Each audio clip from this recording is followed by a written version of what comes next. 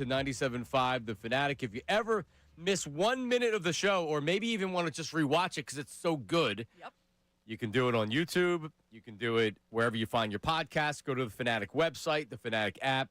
You can watch it over and over and over again as we say good morning to Amy Fadul, who was up working late on Postgame Live last night. After a win, good morning. Well, that's it. I was driving in this morning, and it was a long commute because of traffic. And I'm like, oh, yeah, Amy's going to be like, I just hope that she's carrying the energy from Postgame Live Always. right here at 10 a.m. I carry it in no matter what. It was always high energy, especially when I join you. Not surprised that they won last night. Not surprised that Edgecombe played well. Obviously surprised that he played that well. And Tyrese Maxey had 40 points, but seems like it's getting totally not mentioned. It was so great. Today. We actually mentioned that on the postgame show. It took us like 8 minutes into the show to realize I was like, I haven't even mentioned Tyrese Maxey, by the way, with his 10th career 40-point game. 7 of 9 from 3. Another guy that had the knock of like not being a good three-point shooter. Hilarious. Yeah, Edgecombe shot 13 three-pointers last night. Just the fact he was able to shoot 13 of them. They went 5 for 13. He's never been known as a great pure shooter, but he's also very young, and he just played his first NBA game. Like, everything that you saw out of him last night, because a lot of people go in with the process of the draft said Ace Bailey has the higher ceiling. Edgecombe's the safer pick. It was almost like he was a better Evan. Remember Evan Turner came out, and it's like, oh, well, Evan Turner will at least be a good player, but he's not going to be this high ceiling player. And Edgecombe showed you last night why that's crap.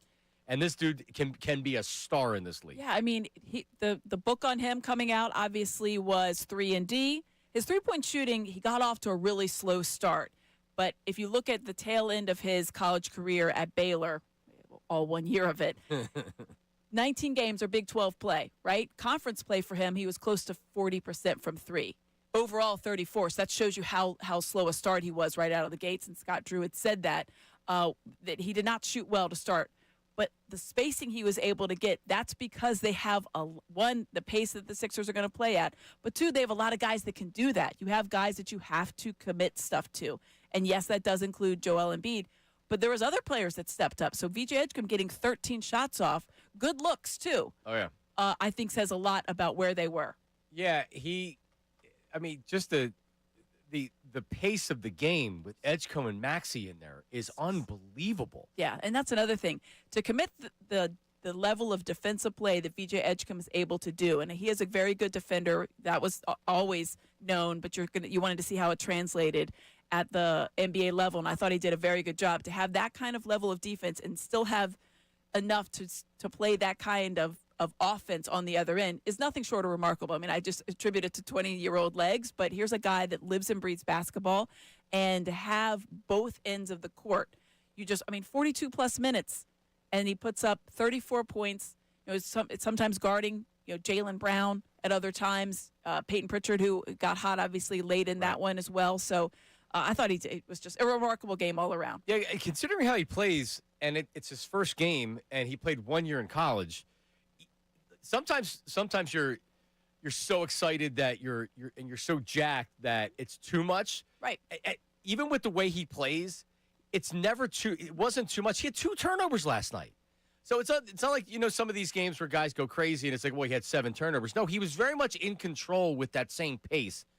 I don't if you're a 76er fan, and we know Joel didn't look great last night, and we'll talk about that coming up, but I don't know how you can't be. I watched last night's game, and my reaction wasn't Joel Embiid. I didn't even think about Joel Embiid. I'm thinking these guys are the future. Tyrese Maxey and VJ Edgecombe. This is the future, and now you can actually see what it looks like. Let's see how long Joel Embiid's around for, but these guys are the future. And once McCain gets healthy and you're able to get him out there and everything else, man, you have a really, really good future with these. Well, and that's another. You're looking at Jared McCain, who's obviously working his way back, and then you have Quentin Grimes. And Quentin Grimes, yes, only had 10 points, but if you look at the box score, and I'm not giant on plus minus, but when it has a number like plus 18 on a game that you win by 1. That shows you a lot what Quentin Grimes was able to do. Defensively, he was always on the best player. That's something we saw last year. So he got his points to a certain degree, and he had a very timely bucket towards the end. And, of course, they made that free throw, which was a difference maker in a 1-point game. But a plus 18 in a game that was decided by 1 point on a player that you probably didn't look at twice, that shows you how he affects the game. So when you have him out there, a guy that's going to be playing 30 minutes, because these guys were all high-minute players. Yep. It's not like you had like 15, 20. The only person that had low minutes was Joel Embiid, and obviously some guys toward the end of the bench. But I just thought when you heard in the preseason they were going to go with maybe some of these three-guard lineups, let's do it. Yep. Roll it on out, because you've got great guys that can play great defense and guys that can create shots. Yeah, every reserve last night was a plus on the plus minus. So that's big, man. If you can be plus with your reserves in, that's all you're looking for. When's the last time that happened? I'm going to go ahead and say never. Yeah, really. Embiid minus 16, and we know he didn't look good out there. Also, Oubre, who had he didn't look great last night, but he was minus. But overall, you get a win on the road against the Boston Celtics to start your season, and that's like they don't have Jason Tatum. They still have Derek White and Jaylen Brown and Pritchard, and they still have a lot of pieces from that championship team. So that was a very impressive win last night. 40 points in the 40. How many points 42. in the fourth quarter? 42 points in the fourth quarter. 42 in the fourth. Like, come on. And Tyrese Maxey, just to go back to him real quick, scored 40. He had 3 in the first quarter. 3. Think about that. I mean, that's just it's a complete effort on this team. And I know it's one game and everybody's going to be, but you can take some joy in it, and you should take some joy in it, because I know it's not the same Celtics, but it's still the Celtics. You went into their house and you beat them, and it was a very good win. And you can't underestimate the joy that those guys felt of getting that win. You saw that in the post-game interview. I thought for a kid that they've seen work every day, they enjoyed it. You want them to have fun. It was a horrible year last year. Let's enjoy a little bit of this right now. As we say good morning to Ray Dunn. Good morning. Ray, how are you, buddy? VJ was always the pick. I VJ agree. Edgecombe was always the pick.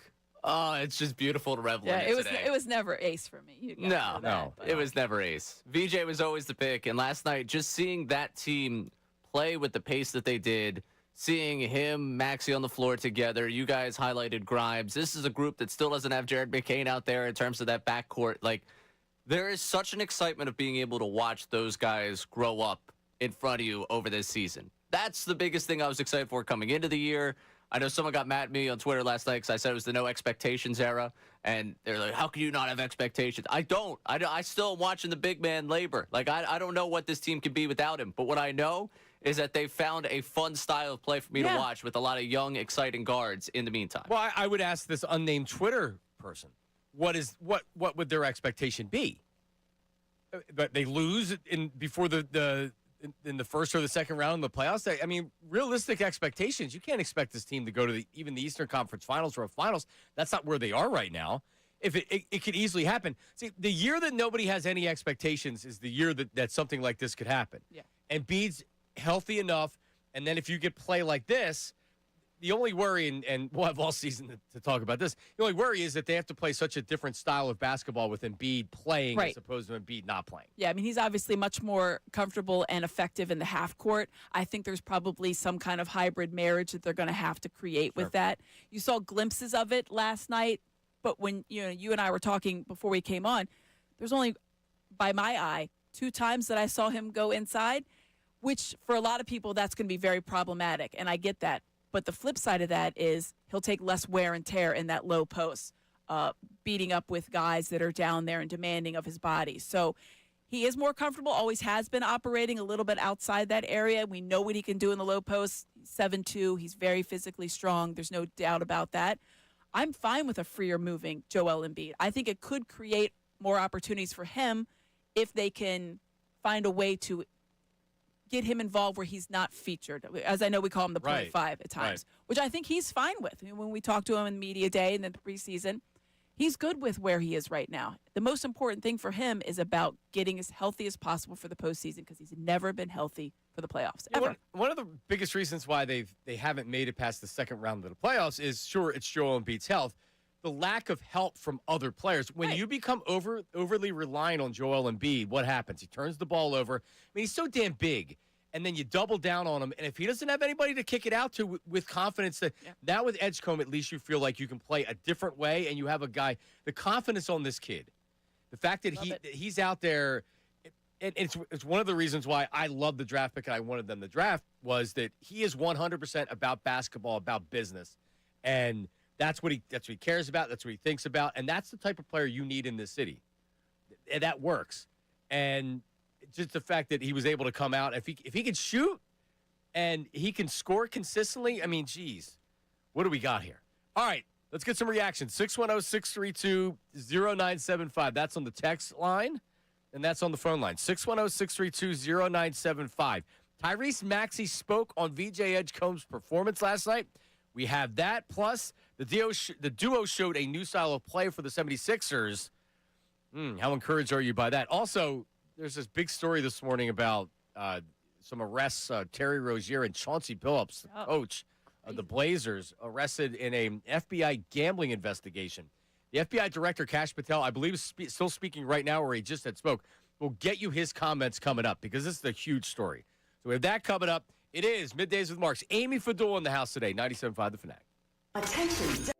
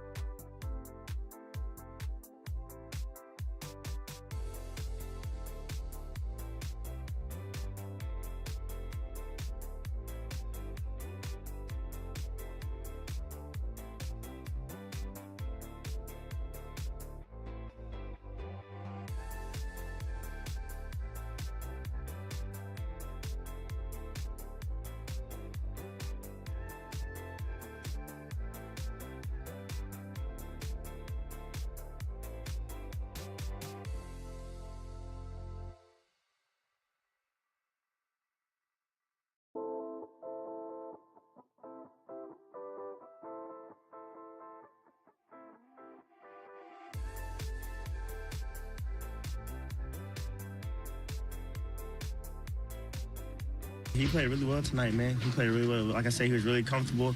He was really, like, what's the word I'm looking for? Like, confident. Extremely confident, and he took the shots that he was supposed to shoot. 77 definitely got scared at the free throw line, though. Yeah, at the end of the game. You hear him? 77. Hey, 77, you got a little nervous on that free throw line. My fault, you right. Yeah, he did leave the door open a little bit there at the end of the game. All I know is I was like, please don't lose this game. I don't want to talk post-game after he missed those. Isn't it like you have the fan perspective, which is you always want your team to win, but then you have the professional perspective where you go. It's such a great game, and I was like, ah.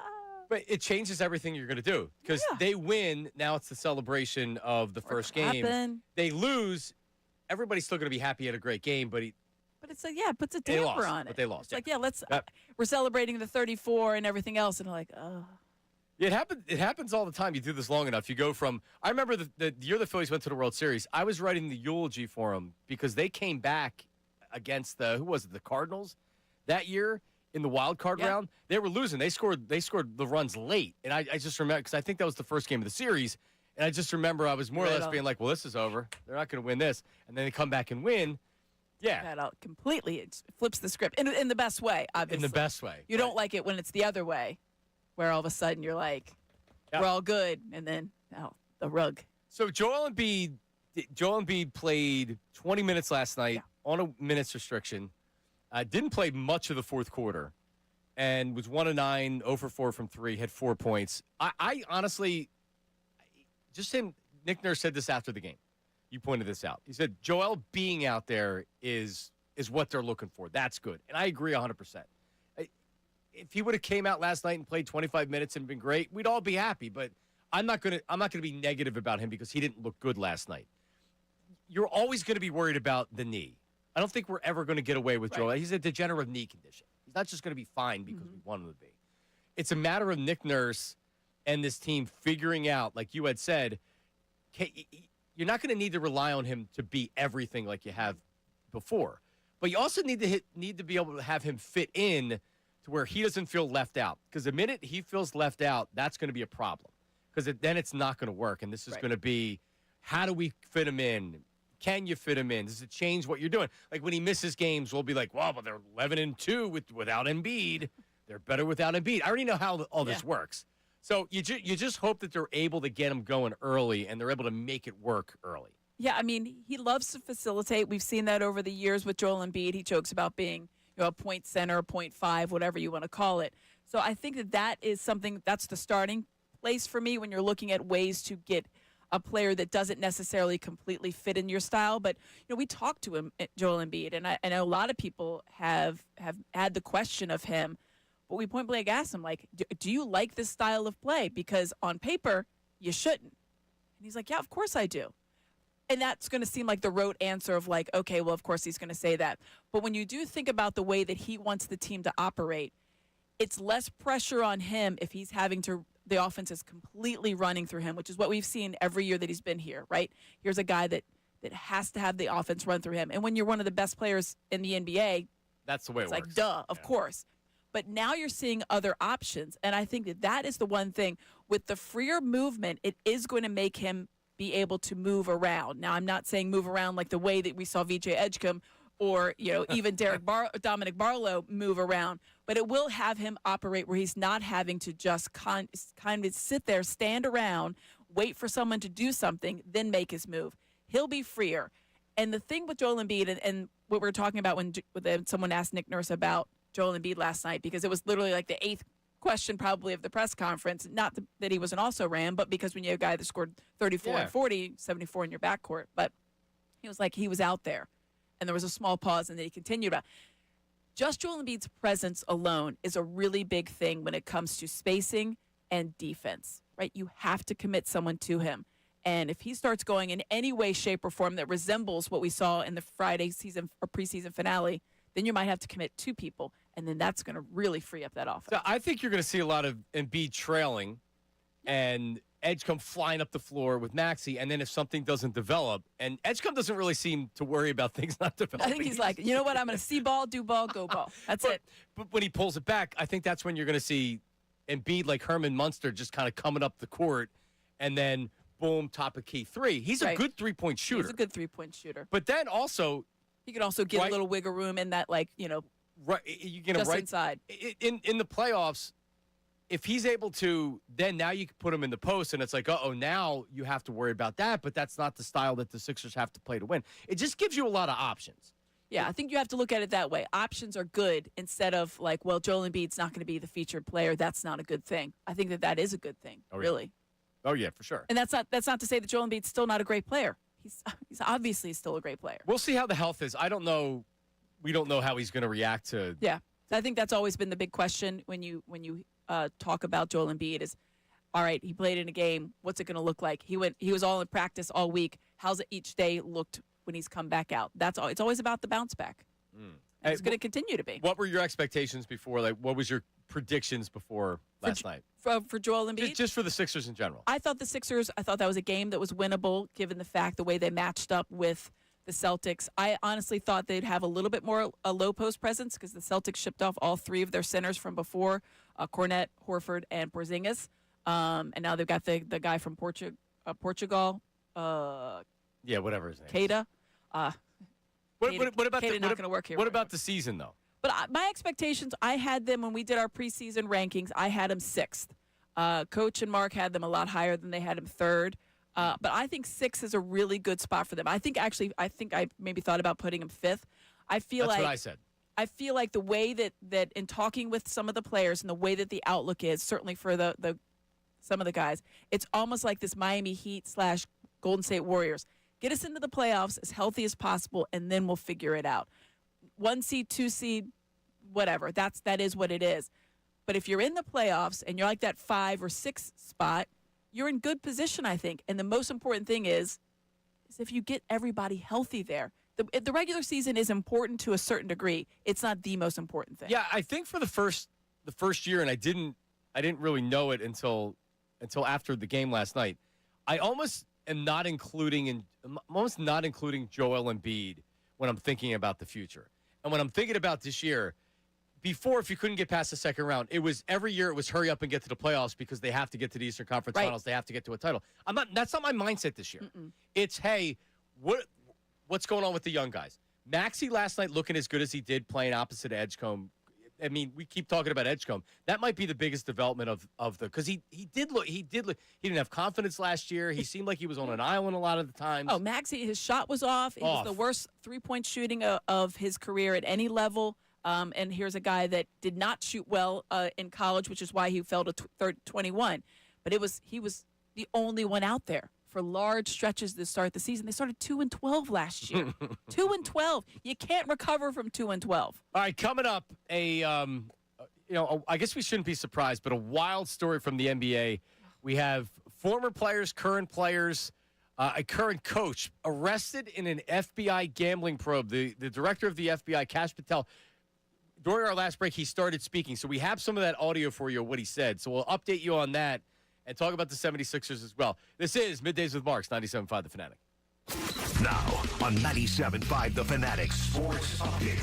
VJ was always the pick. I'm Ray Dunn with this Fanatic Sports Update. VJ Edgecombe had 34 points, breaking a 76ers record for points in a debut last night as the Sixers won their opener 117-116 over the Celtics. Here's the moment that he broke the record as it sounded right here on 97.5 The Fanatic. Grimes picks up his dribble, goes to PJ.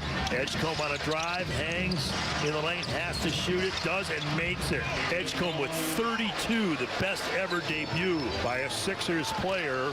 Tyrese Maxey also scored 40 points in the win, shot 7 of 9 from 3. Sixers back in action Saturday night for the home opener against the Hornets. Eagles took the practice field yesterday for the first time since Brandon Graham's return. BG didn't rule out playing on Sunday as he practiced yesterday. A.J. Brown did not practice yesterday.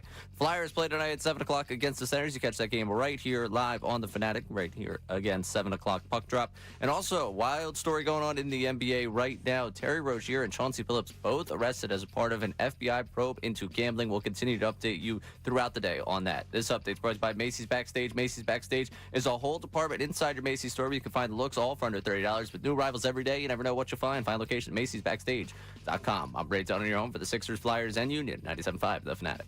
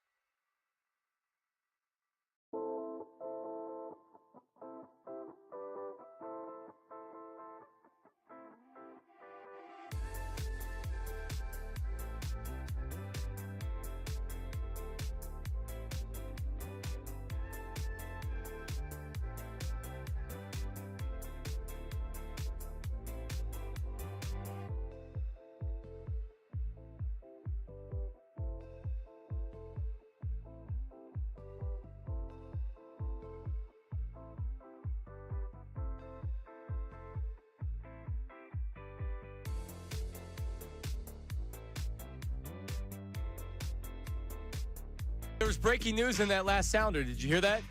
Should you hit the breaking news sounder? Maybe you should. It said we were... Now, breaking sports news from 97.5 The Fanatic and 97.5thefanatic.com. It's not sports news. It said that we're announcing the winner to something. Yes, on October 30th, on Halloween. What are we announcing the winner to? I don't know. It is you can find out. But winner to what? Did we win something? There's some kind of contest that people are entering. Did we get a Marconi? And we did not. Casey Boy, who joins us later, they got 3 of them in MMR. No, Yeah. I don't know. That's why I only caught the tail end of it. And it was like, The winner's announced on announced. Middays with Marks. And Oh, I'm like, all right. Really? that's the only thing I perked up at. Let me go check the email. Yeah, what's the contest? All right, well, there you go. Breaking news. We had some breaking news. We have more breaking news. So James Palmer, NFL insider, local guy, he's Yeah. awesome. He's going to join us at 10:40. So 10 minutes from now, we'll go inside and we got to talk about the A.J. Brown Instagram post that was heard around. Another one? Well, yeah, the guy, this guy's unbelievable. All right, so I was actually driving in this morning, and Uncle Jamie texted me, and he said, breaking NBA news. And I'm like, all right, well, what is it? Uncle Jamie's connected, though, so Well, he knows what's not going Uncle on. Harry that you should be I know. calling. No, but Uncle Jamie. Your Uncle Jamie. He's connected. He knows.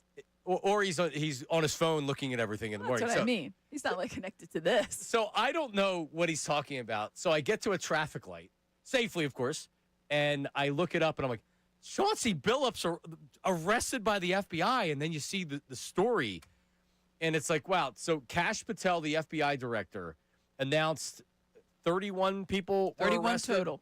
FBI gambling investigation, separate charges. So Chauncey Billups is involved in an illegal poker, and he said rigged, but poker game. So essentially having illegal poker games.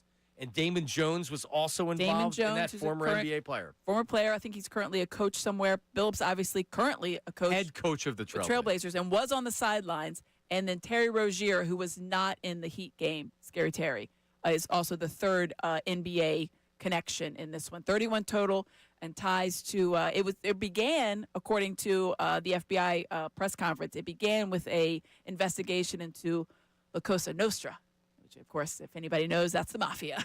But it doesn't. A lot of people say it doesn't exist. It doesn't. La Sure, it Cosa doesn't. Nostra. Yeah.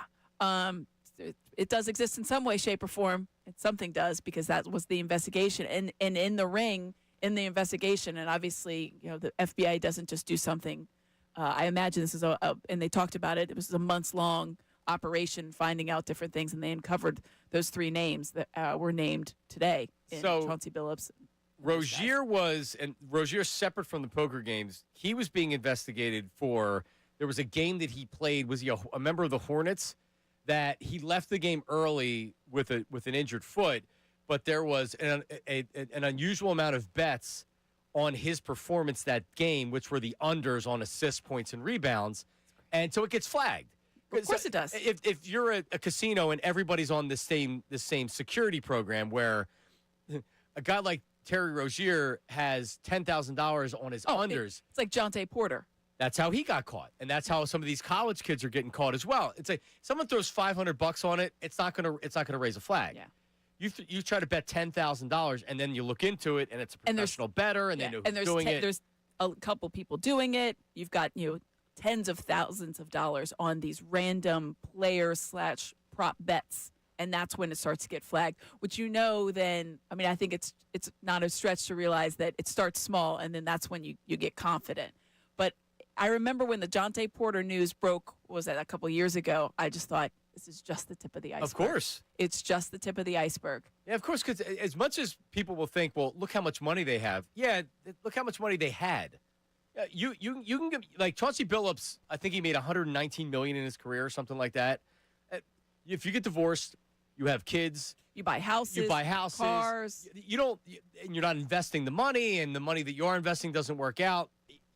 I mean, it can go quick. I know it's difficult for people to understand. Also, that little thing called greed. Greed, yep. You have it, you want to keep it, and you want more of it.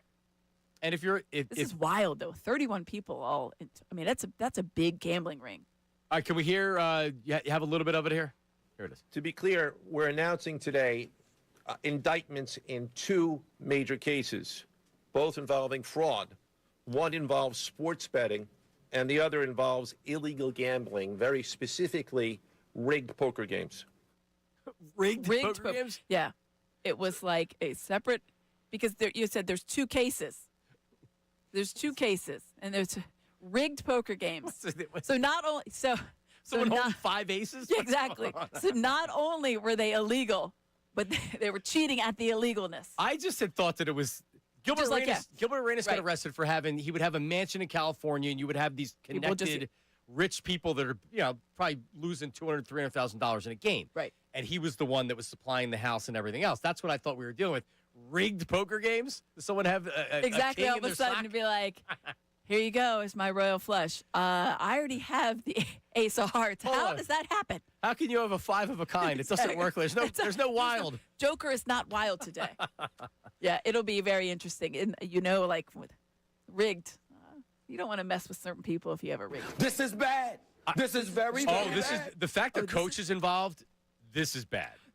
I would imagine there's a lot of players and people associated with these games, whether they're athletes or just normal people or whatever. They're very nervous right now. Oh my God. They're very nervous. Well, you wonder if Billups knew this was coming. He obviously had been questioned about it. You would think. Clearly, I would think like an investigation of this magnitude, where you've got over 30 people. It's two separate entities, and you're dealing with according to the FBI, a crime family as well. I would think that there's a lot lead up. All right, coming, and we'll get back into this later. I'm sure more information will come out over the course of the show. But James Palmer, NFL insider, we'll ask him his thoughts, because all it takes is if fans think games are fixed and coaches and players are involved in the outcomes of game, that could be a death for a sport.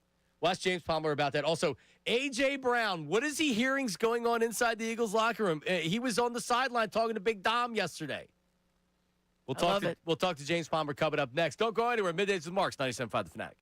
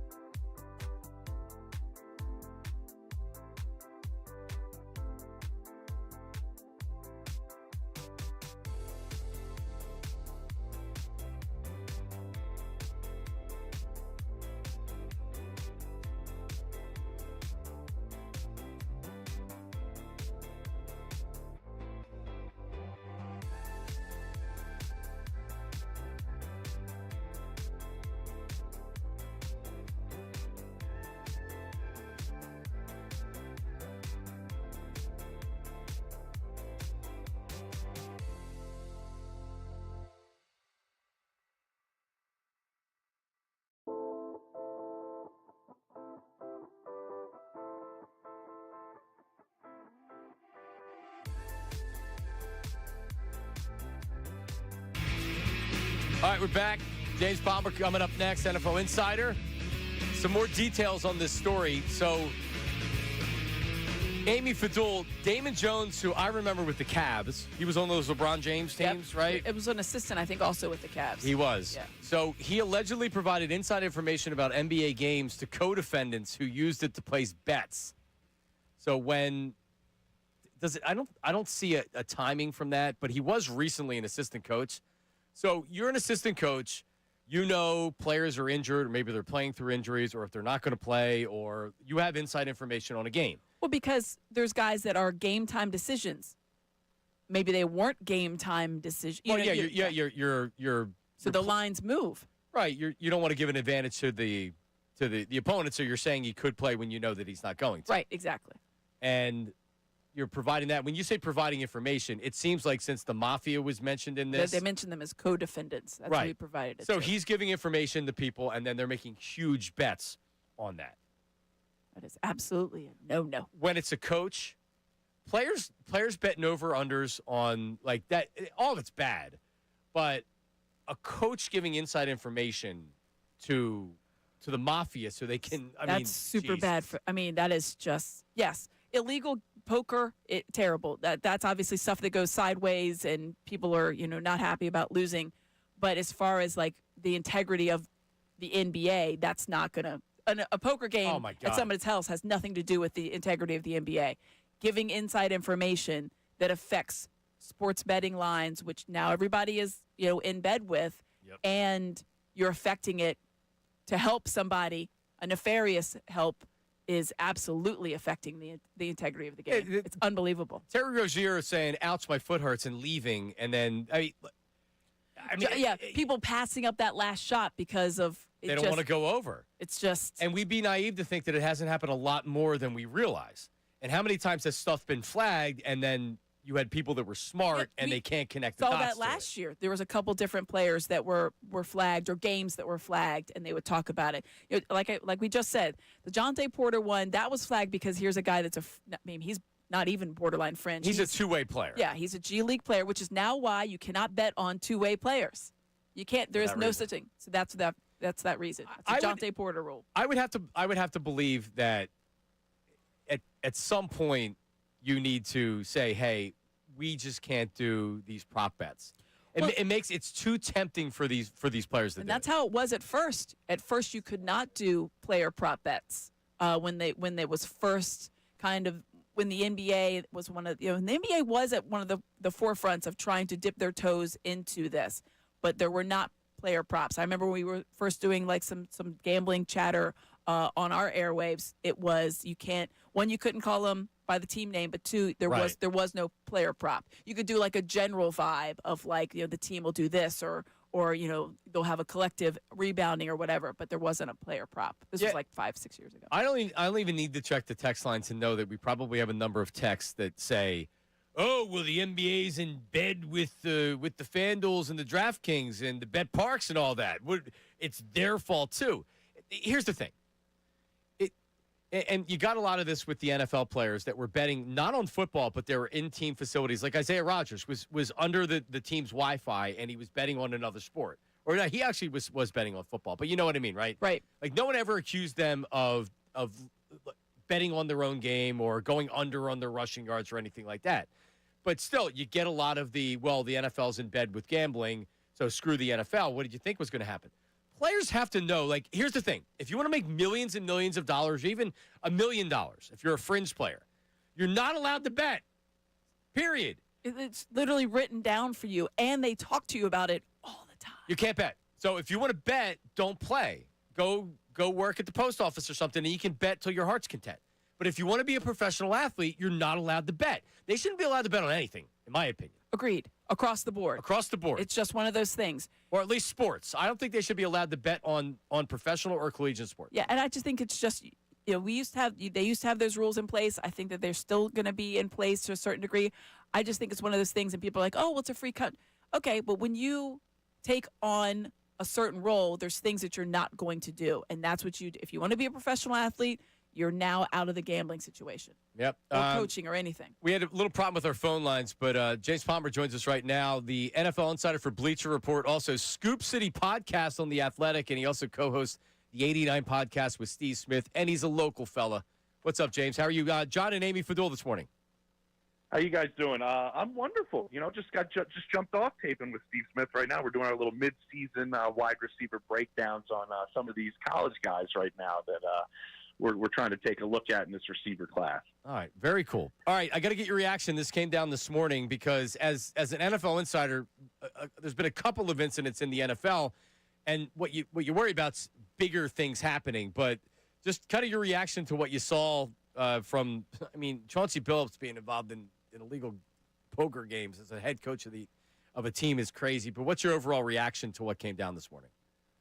Yeah, it's interesting that a lot of this stuff has happened, and I don't want to maybe equate all of it together, but it's a lot of different news items related to the gambling space in sports over the last, 48 hours. First, you have Roger Goodell going out there at the owners' meetings and saying that there's a strong chance that Vegas is going to be back in the getting another Super Bowl and back in the rotation, and I obviously I was at that Super Bowl. It was outstanding. They put on a hell of a show for the entire week. But I think that just shows you this is something that wouldn't even be talked about a couple of years ago with the NFL, even having any sort of game or Super Bowl in a city like Vegas. And now it's going to be probably talking to people part of the heavy rotation of teams like places like New Orleans and Houston that get it regularly. And so, the mindset in the NFL is kind of like you kind of changed with this. I worked for NFL Network for a long time. I signed all the exact same gambling policies and prohibits that the players do and that the coaches do. I mean, when we were in Vegas, I wasn't even allowed to walk through a sports book as an employee of the NFL. And so that's still the same thing, but that's still like the fine line that all these leagues are dealing with. And then at the same time, you have the NCAA coming out just yesterday saying that college athletes are going to be able to gamble on professional sports. And so we are in a really wild space right now that these professional sports teams are spending a boatload of money to try to make sure everything is done above board and that they can monitor what happens inside these facilities to make sure that insider information is not traded openly and guys aren't abusing the information that they have because they're making even more.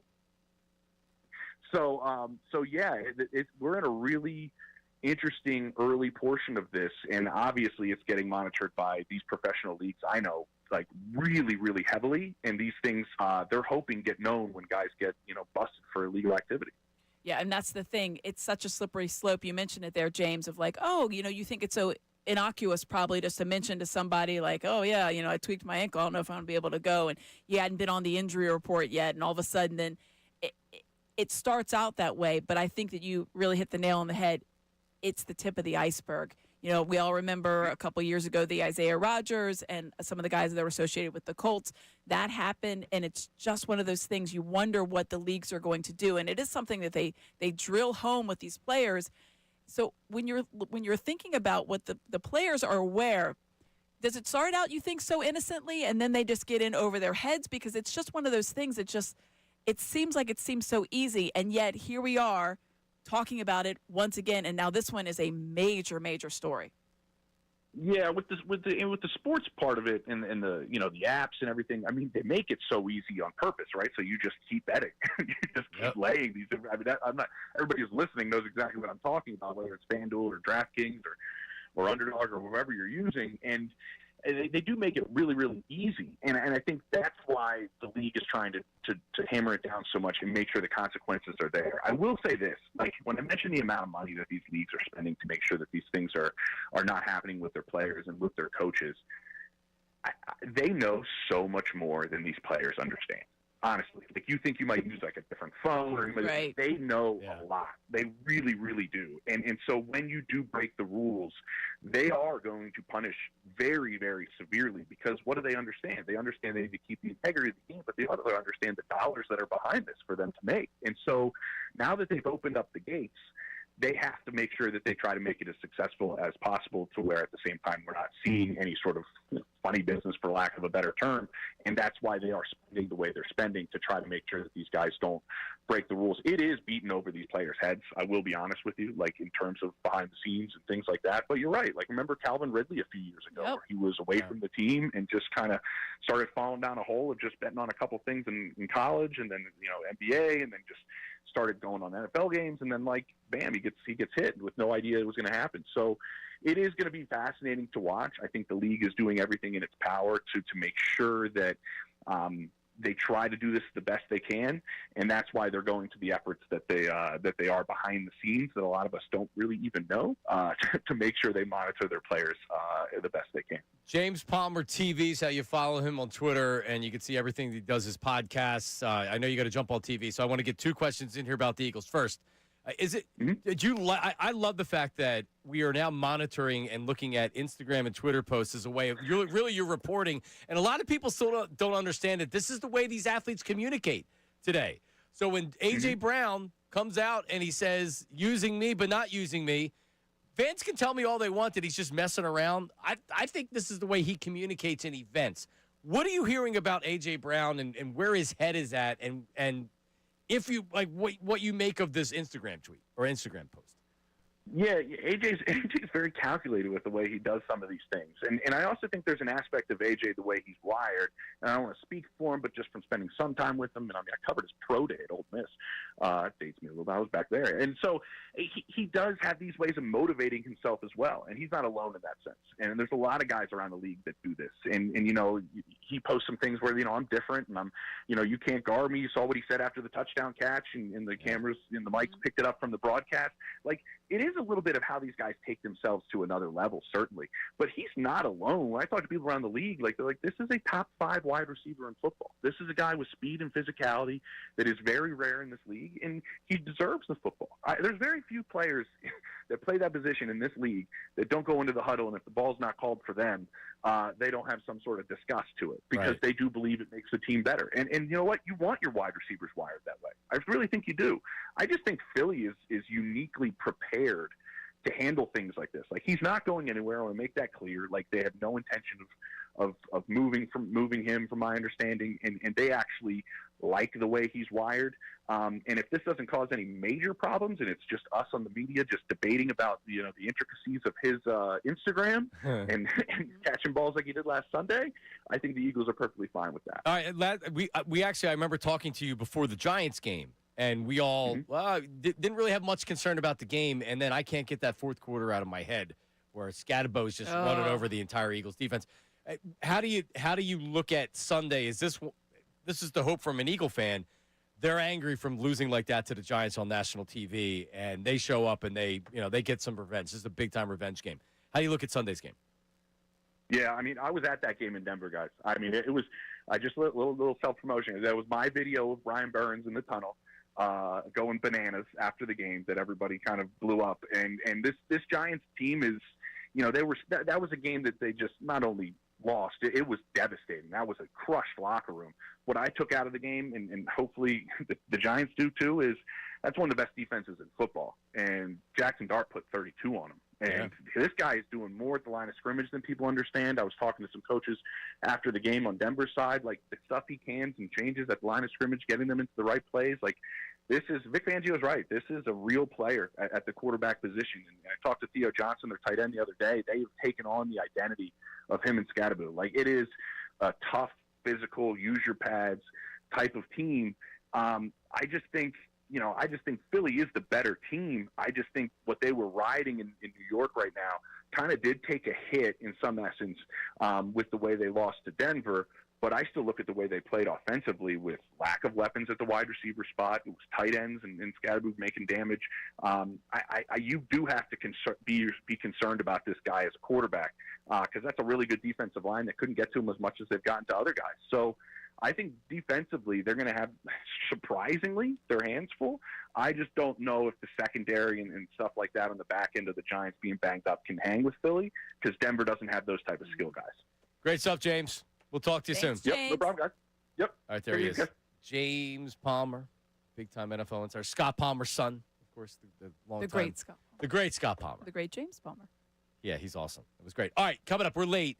But we'll continue the gambling talk here because there's stuff that's going to be trickling out here over the rest of the show. But also, yesterday, Amy, we talked to Herm Edwards, and we asked him about A.J. Brown's Instagram post. We'll play it for you so you can react to what he said about that. That's coming up next. Middays with Marks, 97.5 The Fanatic. Now on 97.5 The Fanatic Sports Update. VJ was always the pick. Ray done with this Fanatic Sports Update. VJ Edgecombe had 34 points, breaking the 76ers record for points in a rookie debut and a 117-116 win over the Celtics last night. Here's the moment that he broke the record as it sounded on 97.5 The Fanatic. Grimes picks up his dribble, goes to VJ. Edgecombe on a drive, hangs in the lane, has to shoot it, does, and makes it. Edgecombe with 32, the best ever debut by a Sixers player. He finished with 34 points to the win. Tyrese Maxey scored 40 and shot 7 for 9 from 3 in the win. Sixers back in action for the home opener Saturday against the Hornets. Eagles took the practice field yesterday for the first time since Brandon Graham's return. BG didn't rule out the possibility of him playing on Sunday. A.J. Brown did not practice yesterday. Flyers play tonight at 7 o'clock against the Senators. You can listen to that game right here on The Fanatic. And a wild day in the NBA that's seen both Terry Rozier and Chauncey Billups arrested for alleged roles in a gambling probe the FBI has investigated. We'll get more information throughout the day as more comes out. This update's brought to you by King's Hawaiian Sliders. Eli Manning reminds you there's nothing like football and King's Hawaiian Sliders. King's Hawaiian Sliders makes you a winner on game day. Pick them up this weekend in the bakery or deli section of your grocery store. I'm Ray Dunn on your home for the Sixers, Flyers, and Union. 97.5 The Fanatic.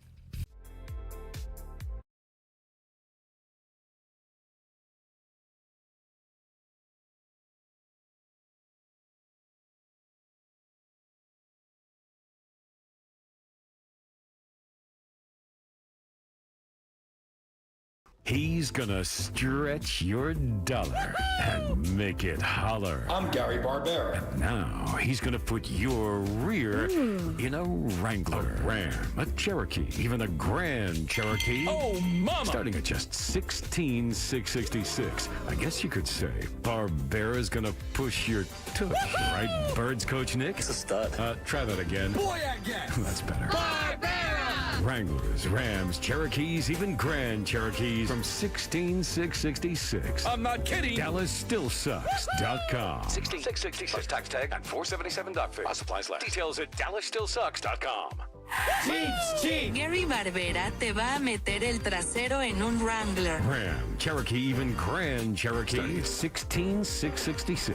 So push your tush to Barbera. You're gonna save a bucket of bucks. It's a stud. Yeah, we know. Do the thing, Coach Nick. This is Coach Sirianni. Is Barbera the best? Boy, I guess. Attention Medicaid patients. If you're on Medicaid, how would you like if your caretaker was your daughter, your son, your grandchild, or your close friend? If you're on Medicaid, Freedom Care allows you to choose who provides your care, and that caregiver will get paid instantly after their shift. Yes, your caregiver will get paid instantly. This service is available based on Medicaid eligibility. Call 267-727-3390 and ask Freedom Care how to get started with care today. No more worrying about getting care from an aide at an agency. Freedom Care helps you choose who you want to take care of you, and that person gets paid. Call Freedom Care at 267-727-3390. That's 267-727-3390 to get started today. You get a caregiver you know and trust, and they get paid instantly after their shift, and it's free to you. Start now by calling 267-727-3390,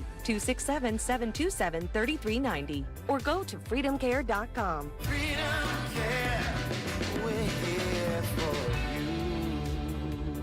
Recently, a new client called me and started by saying, "Mr. Morgan, I really need your help, but I'm just a nobody." Those words stunned me, and I immediately called him back, and we're now helping him and his family after a terrible accident. I'm John Morgan of Morgan & Morgan.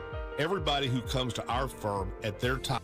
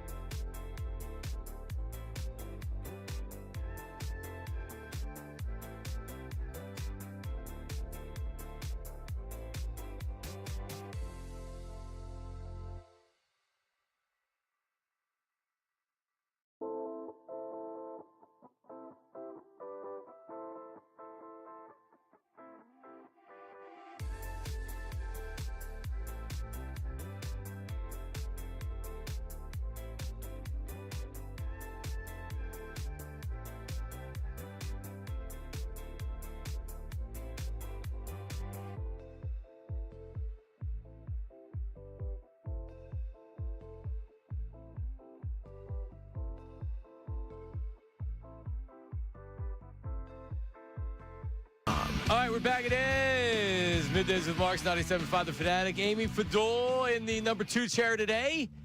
Ray Diggity Dunn. He isn't gone yet. He's not doing Lady Owl basketball yet. That's coming up later. I'm telling him to take extra days off to rest if he wants to. If he's not committed to the show, that's fine. To rest. That's fine. Classic. Need some rest. Need rest. Yeah. All right, so Good management. couple notes here.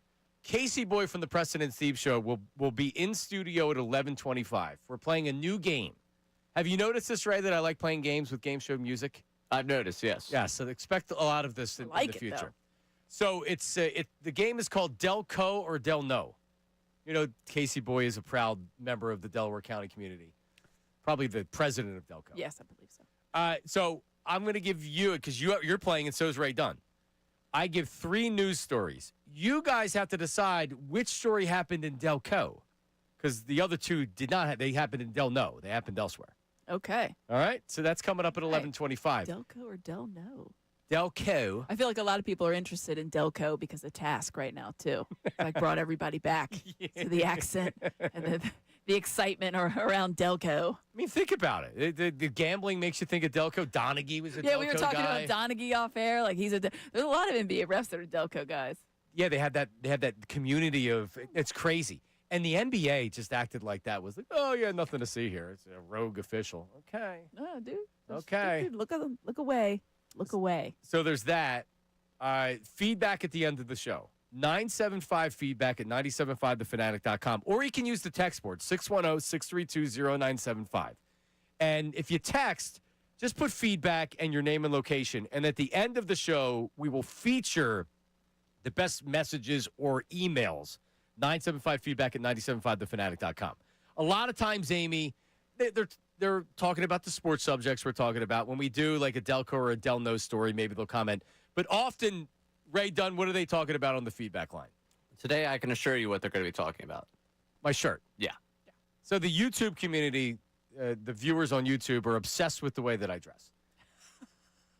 I mean, I don't. Today, what I'm wearing today, is it flamboyant today? If you looked in the mirror this morning and didn't say that's going to be YouTube chat subject, but I knew I got a lot of questions. I knew it was going to, but I didn't wear it because of that. I wore it because I like the shirt. It's a floral design. It's gray with the flowers are in dark blue. It's a nice patterned shirt. Thank you.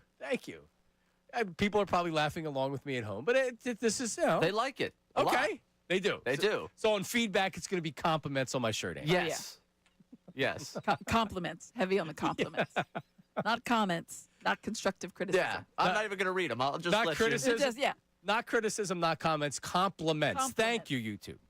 I appreciate Compliment. Well, I actually haven't seen what it looked like on camera because I looked in the mirror this morning and I got decent sleep last night. Anyway, so that's that coming up later on in the show. Some other things we found out here on this gambling probe. So this is from, I guess I said this during the press conference. It says Chauncey Billups' involvement in a poker game scheme involved La Cosa Nostra Italian crime families. Proceeds laundered were converted into cryptocurrency in an effort to avoid detection. Unwitting victims were defrauded out of tens of millions of dollars. See, that doesn't make... How are they defrauded?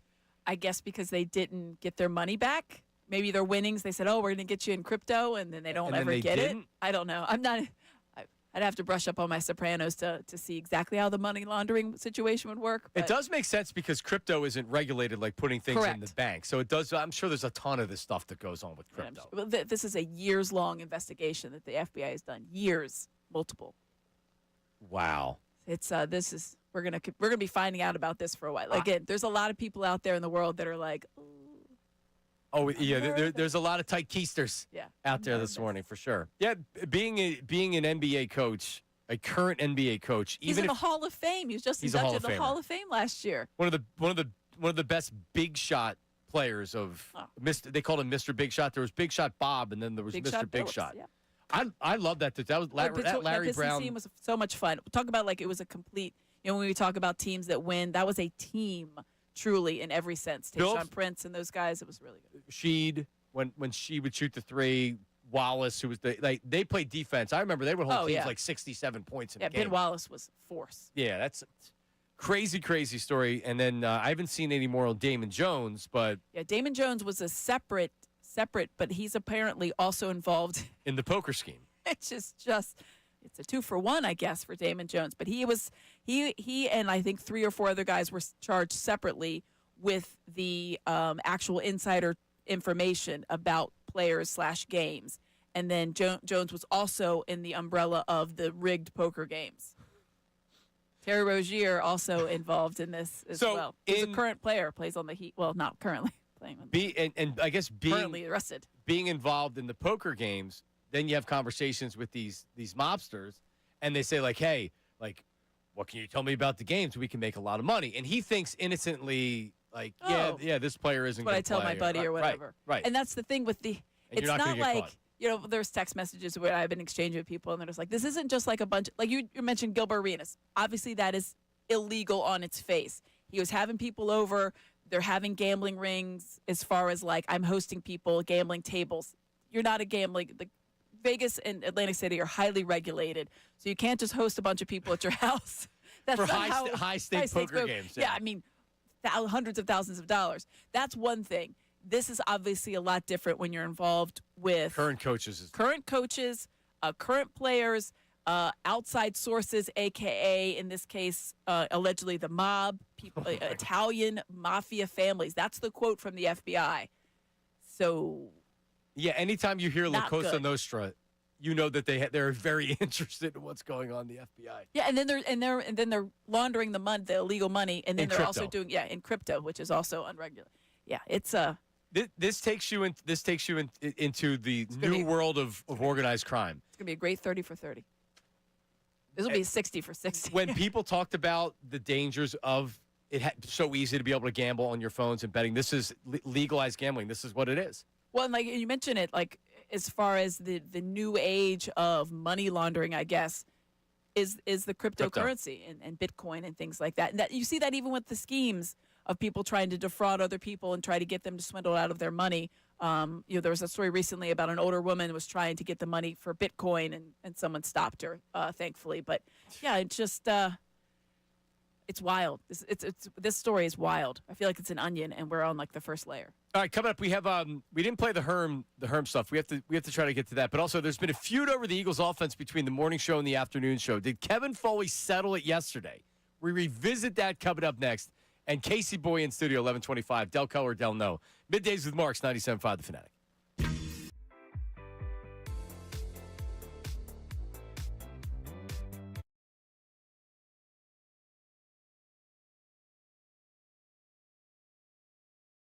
Our focus to the Eagles and Giants on Sunday, a big rematch for the Birds. Tim McManus of ESPN will join us in the 3 o'clock hour. All coming up at 2 o'clock after Middays with Marks on Unfiltered, 97.5 The Fanatic.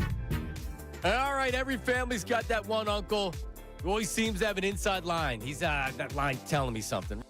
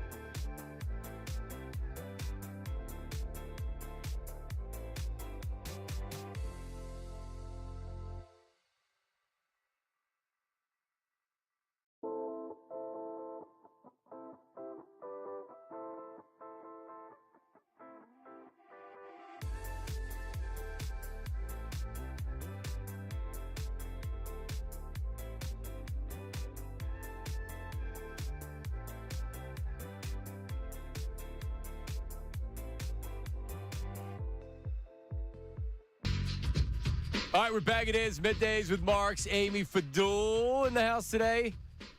I am. Casey Boy, 10 minutes from now, we play Delco or Del No. Are we doing the Kevin Foley thing here? Okay. So Kevin Foley, do you know Kevin Foley at all, Amy? Kevin was the longtime executive producer of the matchup show on ESPN. Greg Cosell, Sal, and he worked at NFL Films for a really long time. So he joins us every week, and he breaks down the film. Yesterday, he was discussing, because everybody wanted to know after the game, like, did the Eagles coaches actually do a good job in drawing up plays, and did they make adjustments at halftime, or was this just Jalen and the wide receivers balling out? Yeah. And I think it's a fair question. Yeah, to me, I want to know that. Kevin actually, he gives some insight. So the morning show is anti-Patullo. They want him fired. They have the knuckle dragging opinion.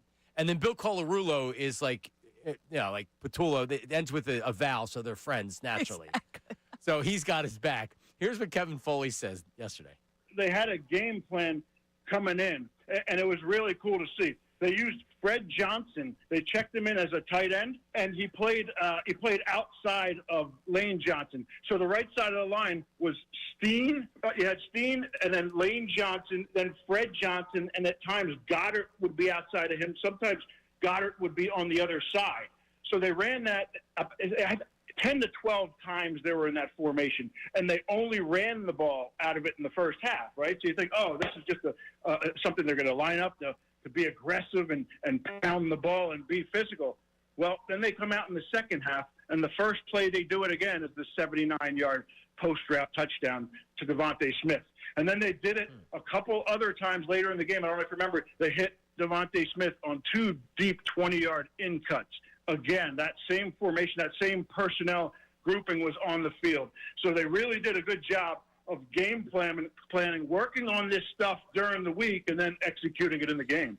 So they run the same formation, Fred, because you notice Fred Johnson out there a lot. So you're thinking they want to try to run the ball. Right. So you put in the extra offensive lineman. That's what you're thinking, because the extra offensive lineman, all right, now they've got better protection up front.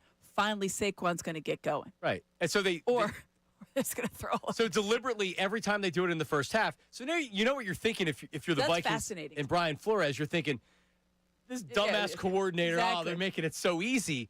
And we know you're going to run the ball. They're playing possum. Remember when Manny Ramirez, the story used to be he would strike out on purpose early in a game, so he would then get a home run later? Yep. I don't know if I believe that or not, but it was always great to hear them say that. That's what Patullo was doing. They were setting him up for the second half, and they went nuts in the second half. Which is crazy because on its face, and I'm glad that question was asked, okay, because I would have thought, all right, well, they're just out there because this is just something fun. We're just going to free run it and just go, go, go.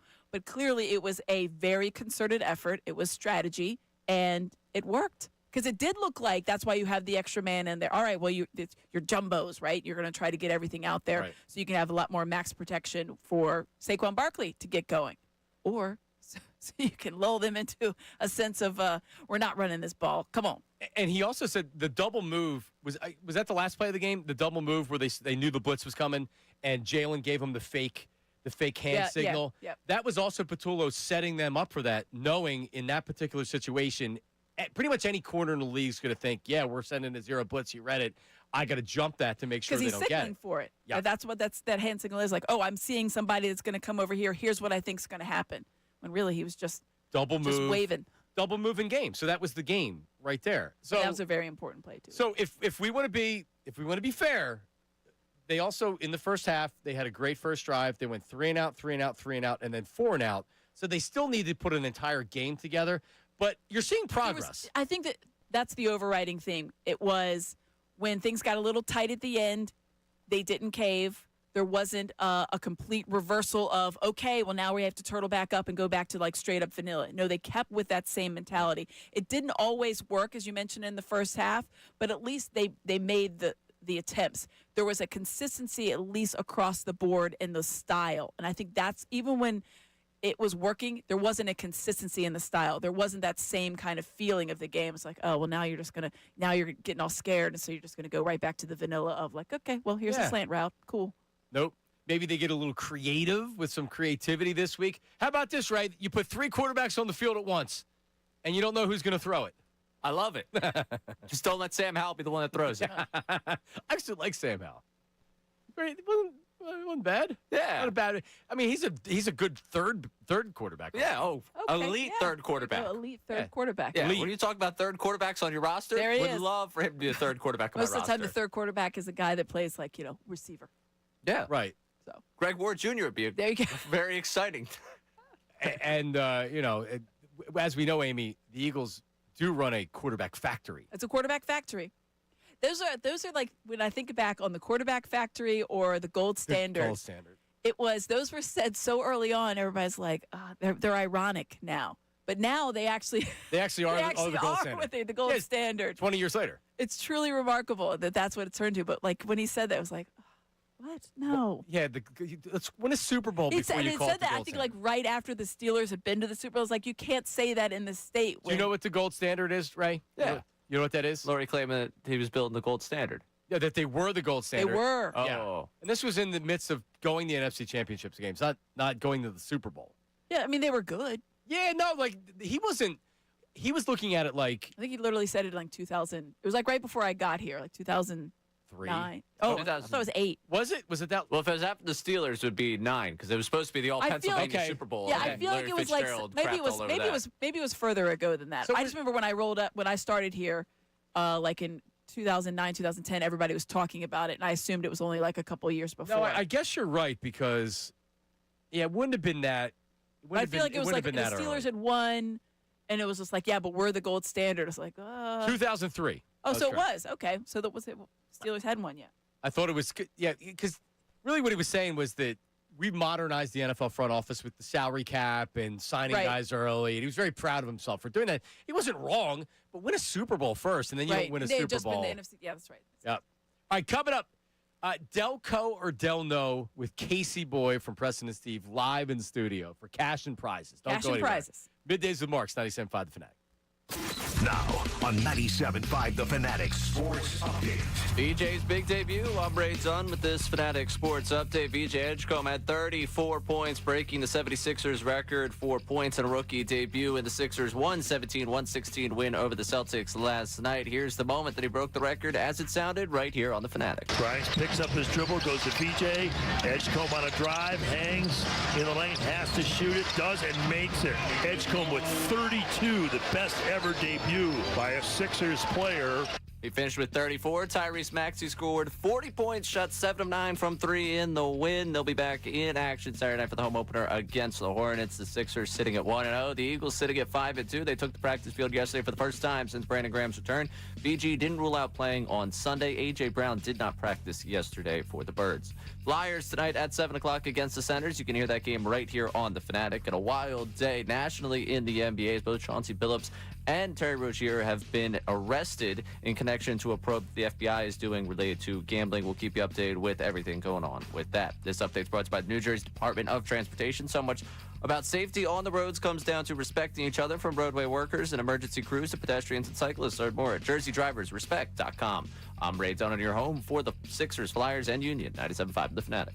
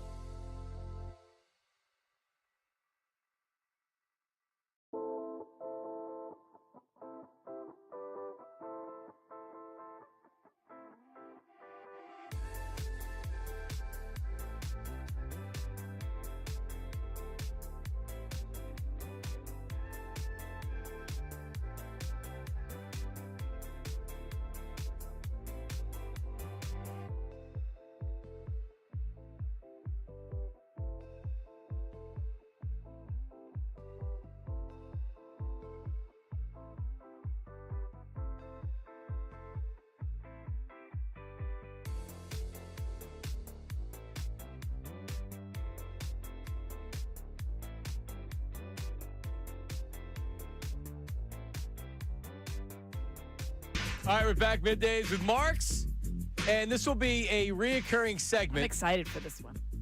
Amy Fadul joining us this morning as co-host. Ray Dunn, and joining us right now is the Dean of Delco, a Marconi Award-winning Yes, congratulations. by the co-host way. and producer for the Preston and It's a Steve really Show. big deal for people that don't know. His name is Casey Boy. Casey. Hey, wow. Yeah, the Marconi really went to Preston Elliott and Steve Morrison, but, You're included in that. It's a really big deal. I've worked with them for 27 years, so that was kind of cool. But, I mean, I don't think anybody thinks of Preston and Steve without Casey. Yeah. And the entire crew, not just you, but you would be the riding shotgun with them. You know, it's the comment section that has really knocked me down a peg over these last couple of decades. So, for anybody who's thinking that, I want to be the host of the show or whatever, I'm like, okay, I'm just gonna like Homer Simpson. I'm backing into go right back into the hedges, But and you said this is going to be a reoccurring segment. Let's find out how this one goes first. All right, so the name of the show is Delco or Del No, which I was talking about earlier this morning off air, and we weren't sure if it should be Delco or Delk No. Okay, because I kept mispronouncing it, and that's what a great broadcaster I am. Delk No, no, Delco or Delk No. Let's leave it up. is the most important It is. vowel, Right. really. So however we say it, that's the most important part. So here's the game. All right, I have 3 legitimate news stories. Okay. One of these stories happened in Delaware County, Pennsylvania. All right. The other 2 did not. You have to diagnose which one happened in Delco, and then we'll know the other 2 are Del No. All right. So just a couple of parameters, and you don't have to answer this. But are these recent? They could be recent, or they could not I think be it's recent. probably the general vibe of the story is going to probably. I have stayed away from the news quite a bit. Okay, I'm good. off Twitter altogether, so that was like for the longest time that was my news source, and now I don't. Why are you off Twitter? Because you read your mentions Because and it was people his are news mean? source. No. And you fight with people? So it first started with I thought maybe I was hacked, so then I exited out of the app, and then when I went to go back in, I didn't know what my password was, and it asked for like 2-factor authentication. Like through an authenticator app, and I couldn't figure it out because, and so I just said, you know what? I hated this place anyway. I'm like, Twitter's an absolute cesspool. Right. I won't call it X because it was Twitter. It's like my old Still is. school. Like growing up, I went to OLPH, and now it's like Our Lady of Angels. I'm like, I'm not calling it OLPH. I still call it Mac and Manco. I'm turning into an old man, and I'm embracing it. So Twitter was a cesspool to begin with, and I hated it anyway. And so I was like, I feel like I'm better off without it now. Here's another thing that I've stopped over the last couple of weeks. Well, good for you. I don't watch Philly sports anymore. Yeah, we were talking. He's like, Wild. I'm not watching the Eagles this week. I can't do it anymore. I didn't say it like that. Well, it was more of like a broken. It was like a broken It's like, I heart. can't do it. I can't. And my son was texting me last night about the Sixers game, and he's like, "Dad, you got to tune in." And I was like, "I can't do it." And then I saw, and then they won. But I looked at the third quarter, and I texted him. I go, that third quarter is the whole reason why I can't watch anymore. I live and die with each possession, and I can't do that to my soul anymore. I still follow. I went for a hike on Sunday. I still followed what was going on with the Eagles game. I saw that they had a really decent lead. And then thought, how's this going to end? And it almost, listen, they won. So I thought and I'm as you happy get about older, that. you're supposed to care less, not more. Right? About that. You care more, not less. What's wrong with me? A lot. Casey, what We should knew they do that. with Kevin Patullo? Listen. No, this is another Patullo guy. Yes. And so that's another reason. I don't want to be out there calling for people's jobs. People want me fired. I have mouths that I need to feed. All right. Yeah. You understand the game. I do. Here it is. Is it Delco? Go Bird. Going to watch the Eagles game. Get a hoagie yet? So I was passed out and I woke up. Don't mind the Notre Dame shirt. Or Del No? Nope. All right, story number 1. And by the way, Amy's also playing this. Great. And Ray's playing it as well. Oh, all right. Okay. This makes it more fun. As the non-Delco folk. Correct. And he's Ray's from northwestern Montgomery County, where I live. My right dad's from Delco, so I got a little Delco blood. Well, my wife's from Delco. You know that. Yeah. Ray, I always thought you were from the Northeast. Nope. No. Oh, okay. Hey. Way up there. You learned stuff. Why? What are you saying? He just saying has. you saying he's He's a trashy? Northeast- What's the He's a problem? What are you Northeast saying? vibe. Oh no! There's like a kinship between Delco and the Northeast. Oh, yeah, at you least guys in are my very mind. similar, yeah. Yeah. It was just the kinship you felt with. Yeah, That's I what guess it is. it's got to be the Wildwood Crest kinship, though. But all right. So story. A man working as an Uber driver kept his rented vehicle running for 3 weeks after he stopped making payments on it, knowing the SUV would not restart if he turned the engine off. Elijah Austin Mills arrested and charged with grand theft of a motor vehicle and driving with a suspended license. There you go. So he kept driving the Uber. But he never turned it off. He never turned it off because he turned it off. The rental company would be able to remotely control it. He wouldn't be able to turn it back on. That's pretty smart. I would never think of that. All right. So we're guessing at the end of the 3 stories, right? Correct. That is Okay. story number 1. Okay. All right. Story number 2. An argument over a parking spot turned violent, ending with one man being bear sprayed and another shot at. Police say 33-year-old Darren Floyd pulled into a block with his silver Honda Accord. The victim got into an argument with Floyd over how he parked. Police said our victim was unhappy with the way the defendant parked, that he didn't park close enough to the next car. He initially left, but when he came back, the victim used bear spray, and Floyd started firing the gun at him, missing, but hitting cars nearby. Okay. All right. So. Okay. Story number 2. All right. Bear spray bullets. Bear spray. Story number 3. A line cook at a popular restaurant was arrested, this is this past Tuesday. He faces charges of theft of trade secrets after being caught on surveillance cameras taking 3 cookbooks from the restaurant. They contain exclusive recipes and reportedly plan to use these recipes at another restaurant. The theft of trade secrets is a 2nd or 3rd degree felony. Is it really? According to this news story. Wow. Okay. I mean, I guess if Secret you're going, recipe. Well, the Colonel's recipe, I think, is also right. included. I mean, people, they reverse engineer these things. Right. You know, I can make Chick-fil-A chicken at home. Yeah, exactly. Secret And you sauce can. all I've that. tried. Yeah. Well, right. I feel like you're trying to throw me off with the story here. Yeah. Okay, so here we go. Story number 1 is the Uber driver that didn't turn the rented car off because then he wouldn't be able to turn it back on, and he was using it to be an Uber driver. Yeah, so he rented the car and he was an Uber rental car. That's Yes. unusual. Crafty. Number 2, the bear spray parking dispute where then there were shots that were fired. Or 3, the line cook stealing the recipes and the cookbooks. I almost feel like you're trying to throw me off with this bear spray one. Like, why would anybody in Delco be carrying around bear spray? Right? You know, it's not. You know, we had the Delco bear, a couple of years ago, but that's not very. That's not very often. You know, I feel like you're throwing me for. You're trying to throw me off here. I'm trying to throw Amy off here. I'm gonna ask you last. We're gonna start with Ray Dunn. Ray, 2 stories are Del No, 1 story is Delco. I'm going with the line cook being Delco. Line cook stealing the cookbooks. Yes. All right, Amy. Yeah, I think I'm with Casey. I think that I started thinking 2 was definitely my choice, and then I heard the line cook, but I'm going to go with my first instinct, and I'm going to go with bear spray. Bear spray shots fired. The Delco story. Casey boy. Yeah. It's up to you. This game is for you. This is your game show. Well, this is and I who hates a tie, right? So I'm going to make sure somebody wins here because my initial reaction was the Uber thing was too smart of a move for a Delco guy, but also I think it's just crafty enough. So I'm going Uber driver. So in the future, we're gonna just have you guys write down your numbers. Yeah, I literally and put that my way we number. know. Yeah. All right. Just in case we needed to do that. The story that happened in Delco was bear spray shots fired. Yeah, see, Casey and I knew that. Yes. Casey and I knew that. As Yeah. soon as I was like, I feel like he's trying to throw us off. Like, that would be like some Yahoo in like Schuylkill County. Right? But no.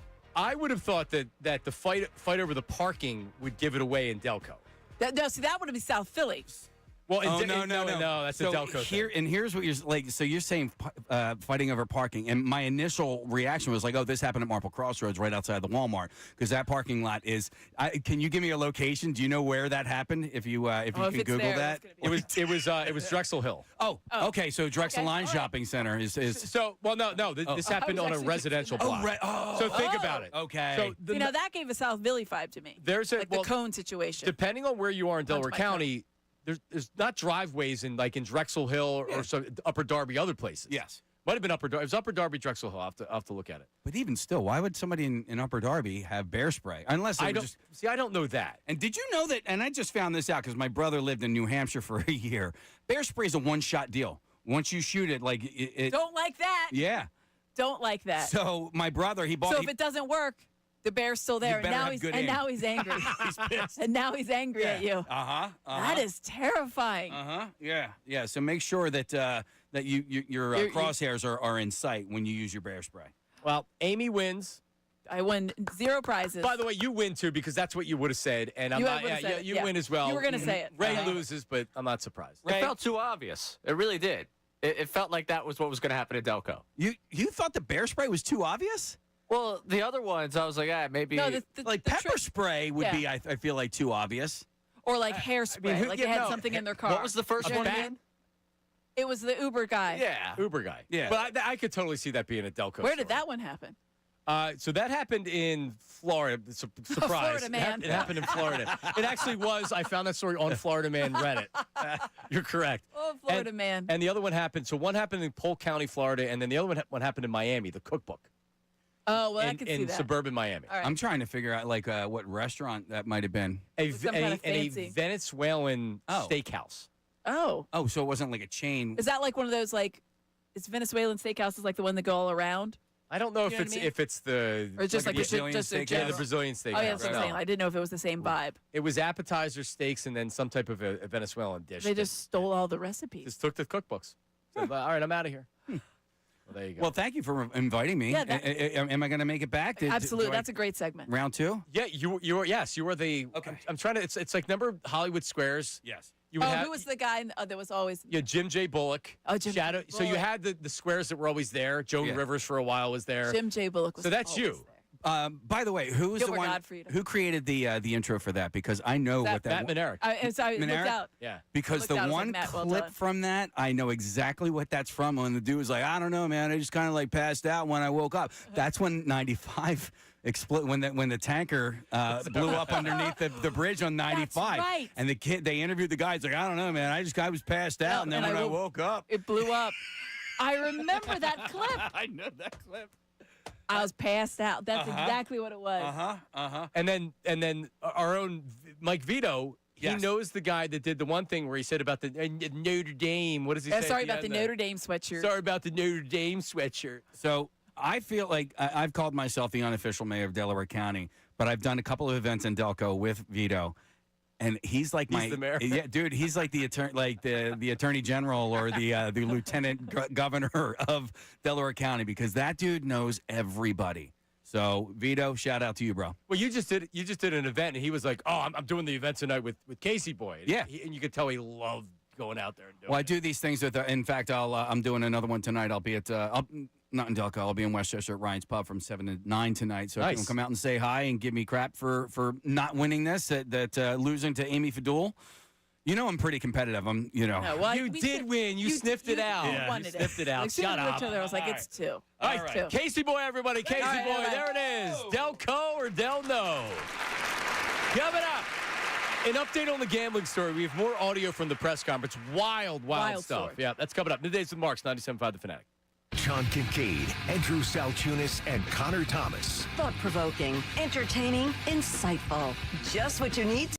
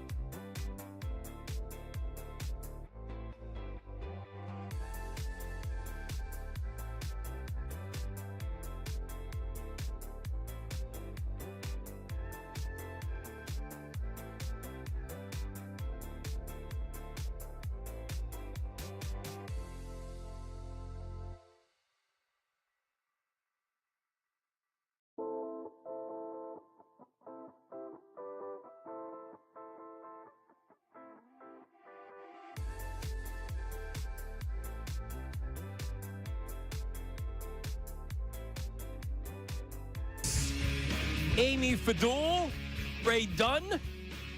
Herb from Northeast Philly is on the line. I think we'll get to him this segment. What is the latest? You have more audio from the press conference? Yeah, Ray Dunn? expanded from what we heard earlier as they tried to go into a little bit more detail about what's going on. The story is wild. So the story is the FBI this morning is they arrest people early, and then 10 a.m. they had the press conference. The FBI director in Manhattan, that Eastern District Attorney General or the U.S. based Attorney, in New York. Yep. U.S. Attorney. So they came out. So Terry Rozier, who had been under investigation, so he is charged with, and this is in-game stuff, where there was more or less there was somebody that was betting it was in excess of $10,000. It was $200,000. On unders in a game where he left. Correct. So he leaves the game. He says, my foot hurts, and an unusual amount of money being bet. Who's betting $200,000 on Terry Rozier to do anything? On props, right. So it obviously raises alarms, and this is all monitored when something happens like that. It's fairly obvious that there's trouble that's going on here. Right. So he's getting officially charged. But then Chauncey Billups, the current head coach of the not for long, of the Portland Trailblazers, he's been charged in an illegal and rigged poker game scheme with the mafia, with the New York families, with the Cosa Nostra. It was, and the way that they were rigging it was, 13 mafia members associated with Bonanno, Gambino, and Genovese crime families. So for anybody that's ever watched any of those stuff, those names should sound familiar. But they were using different things. Obviously, they were also embezzling and laundering the money through like crypto, but they were using rigged shuffling machines, X-ray technology to read cards facing down on the table. This according to the U.S. Attorney. And the poker games included basketball players to lend credibility to the authenticity of the game. So you're getting NBA players or former NBA players that have big money and it's high stakes. They're all playing, and then but then from that, but you get these underworld figures that want 13 members of the crime families, Chauncey Billups included in that group, using illegal things. So not only is the game illegal because obviously you're operating outside it's rigged on top of it. It's rigged. It's a rigged illegal game. Now that's getting greedy.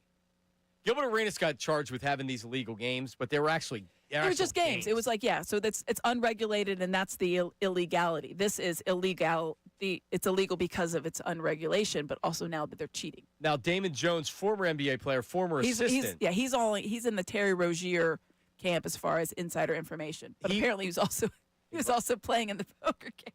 Oh my God! Well, that's why he needed to give inside information. So allegedly, he was giving also members of these crime families inside information when he was a coach with the Cavs or even wherever he was last. Right. That as a coach was giving information that was not, as they kind of, I think the verbiage is like, that the public would not know. Because that's one thing. Obviously, everybody's looking for that edge when you're trying to place your bet.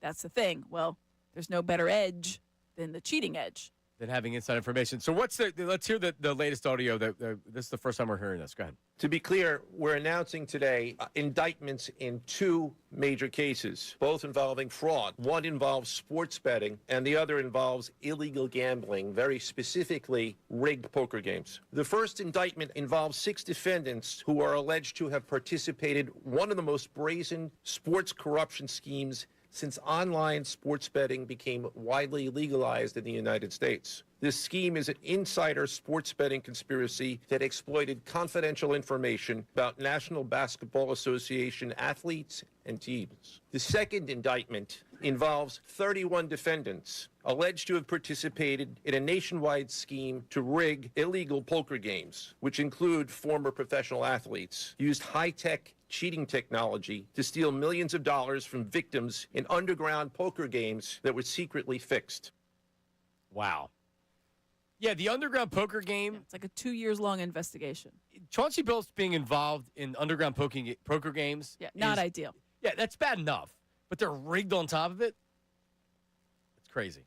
That's what I mean. There's 13 members. They named the families of these associates. Like this is not you and your buddies, or like, hey, some big time guys that got a lot of money. This is big.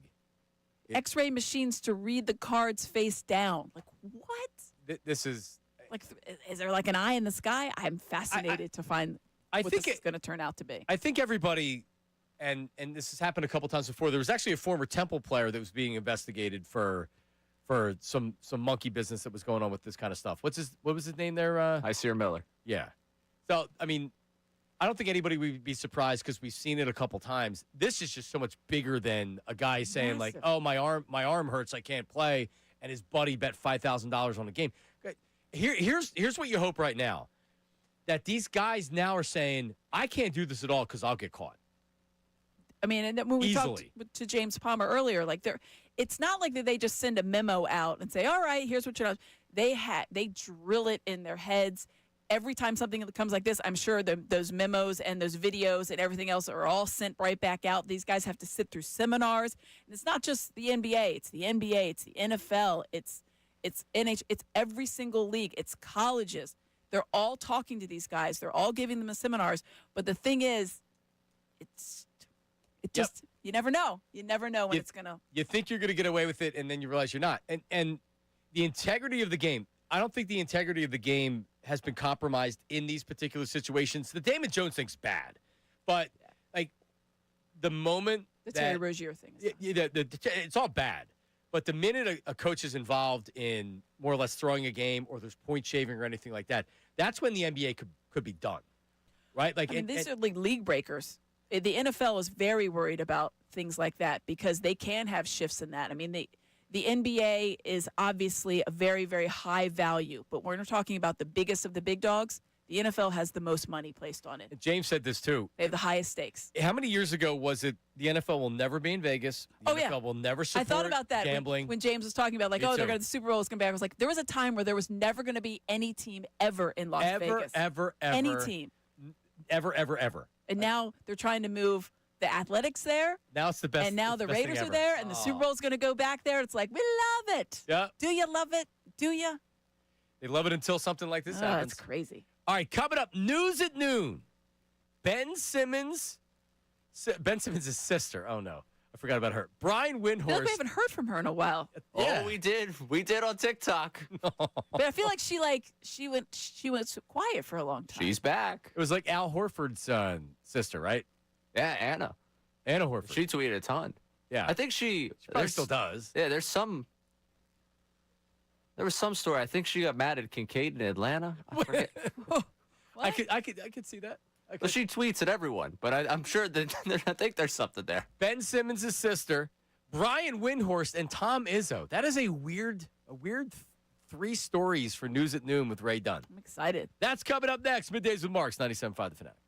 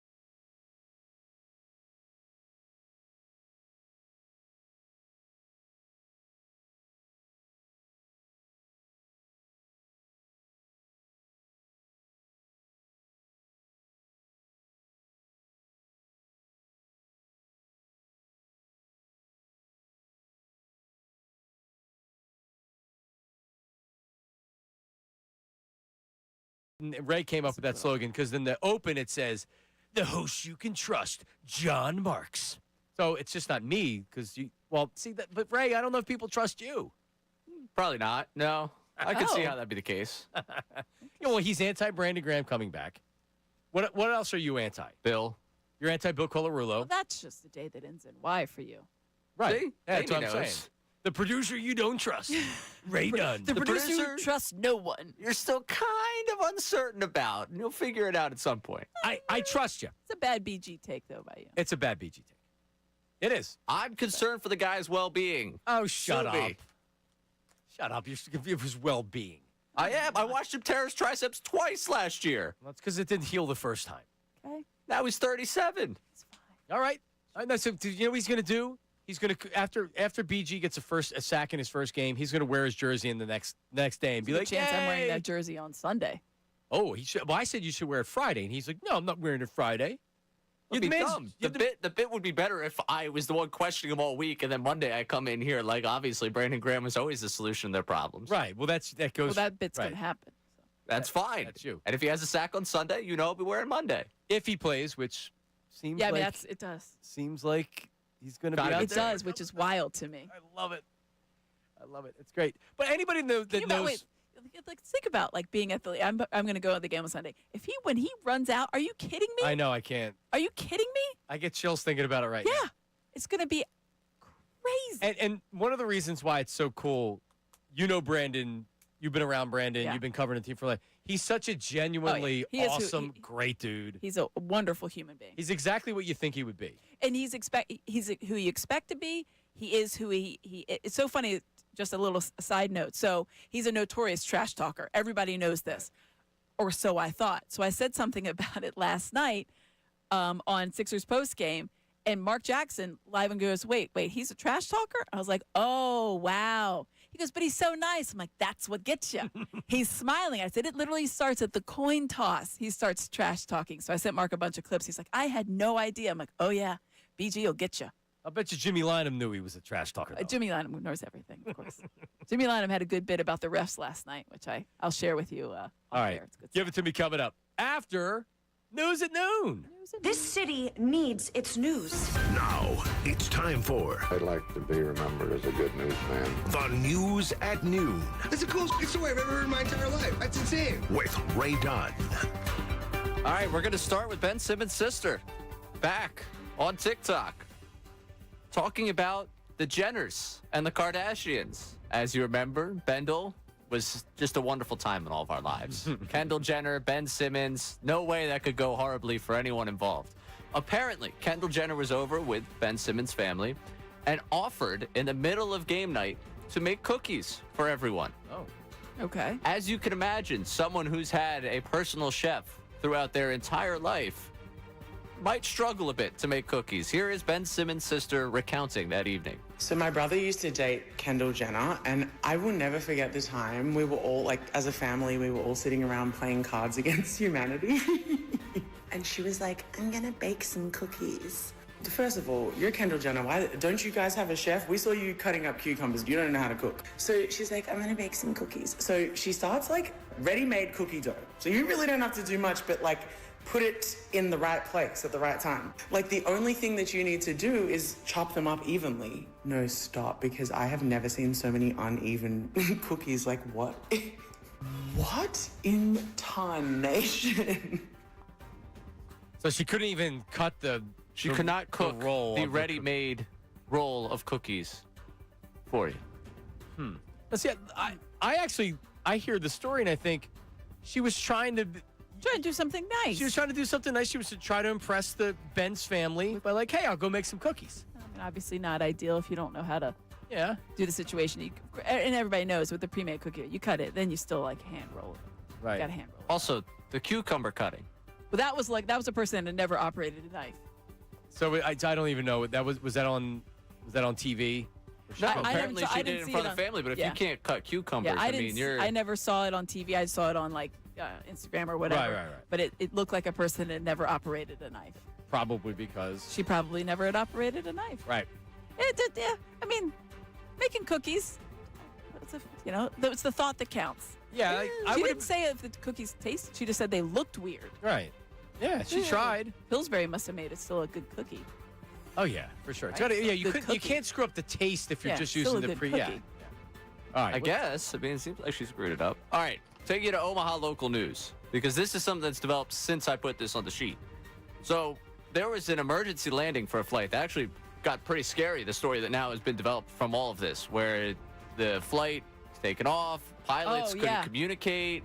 Flight attendants had no idea what was going on. The pilot apparently heard a knock at the door of the cockpit and couldn't communicate on who was knocking at the thing. So a lot of suspicion on what was actually happening on that flight. The flight lands. Local news goes to interview people on that flight.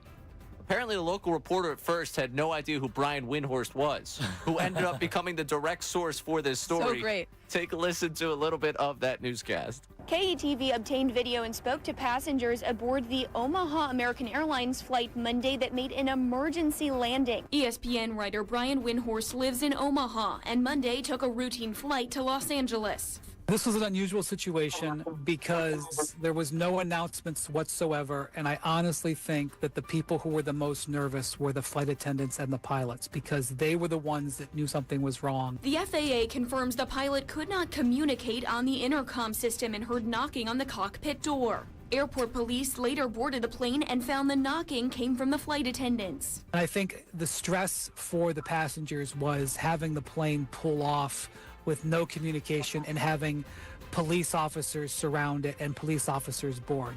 So obviously a very serious and like scary situation, but apparently that the tracking that was done later on that story. You know how that happened, right? She gets back, she has the news stuff. A sports person goes by the office and goes, "You talked to Brian Windhorst?" And she goes, Who's that? How do you know who Brian Windhorst is? I asked him to say and spell his name for me.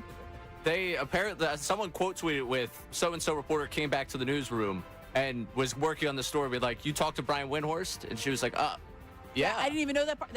I have seen that happen. In Nashville once, someone came back with a Terry Bradshaw interview. He was at Darryl Waltrip's, to talk about Nashville story, like induction in some kind of Hall of Fame or whatever. And they're like, "Yeah, we talked to this guy." And I was like, and they asked Terry Bradshaw to say and spell his name because they weren't sure. They didn't know who it was. Right, like she's a general assignment reporter in Nebraska. Of course she doesn't know who Brian Windhorst is. She never watched ESPN. The man lives on ESPN. Probably, I think if you took Windhorst's picture out down in the city and you asked 100 people, how many would know who Windhorst was? Can we do that? 50. Yes. I would absolutely 50? do that. Oh, my God. I would say 5. Massive Windhorst fan. So all right. I'm all in Well, to I do don't know. that. Yeah, I saw. You're right. There's probably a lot less. Maybe like 10.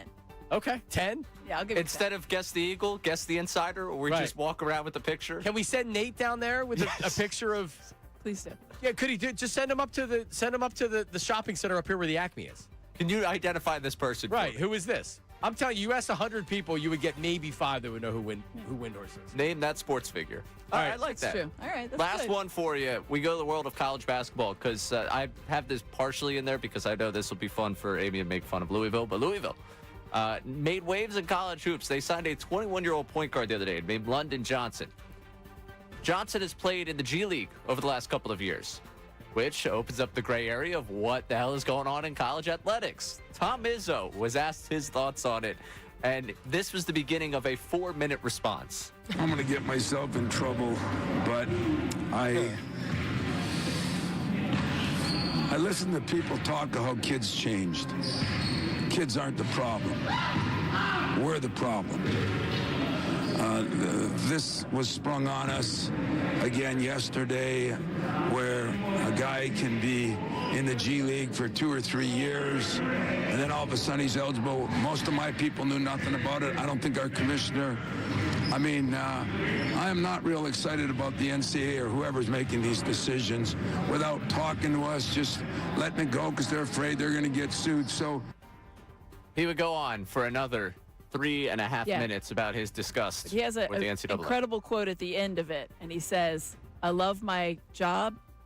I don't like my profession." Oh. Great line.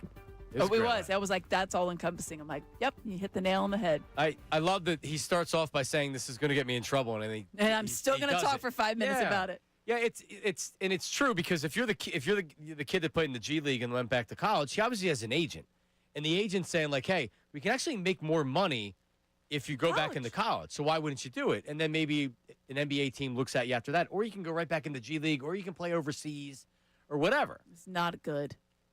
No, it's not. And we need more runway for this because we're up against it. But having 1-year contracts for every college athlete is bad. It's bad for fans.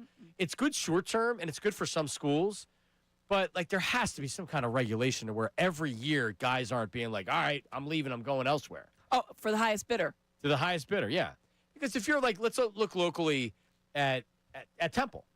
If Temple gets a good quarterback because they're good recruiters and people were sleeping on a quarterback, that's where he's going after the first year or two. A Power 5.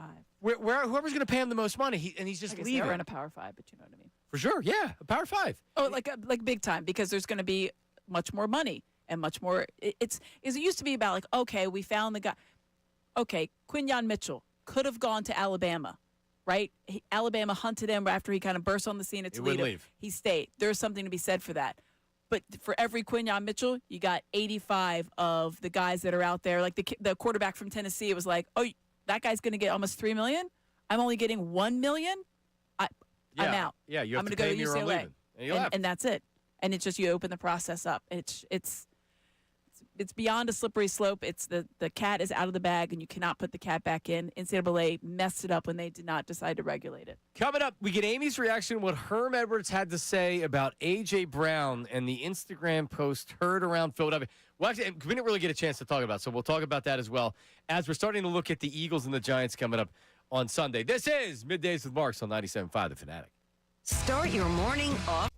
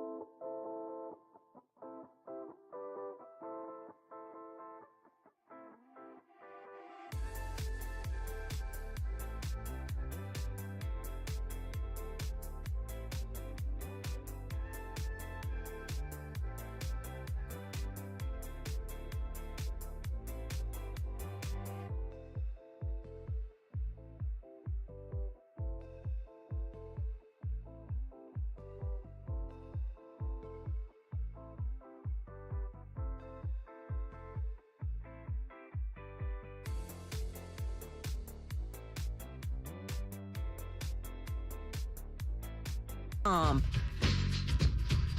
right, we're back. It is Middays with Marks and Amy Fadul and Ray Dunn, the producer you can't trust. I think jury's still out, you know?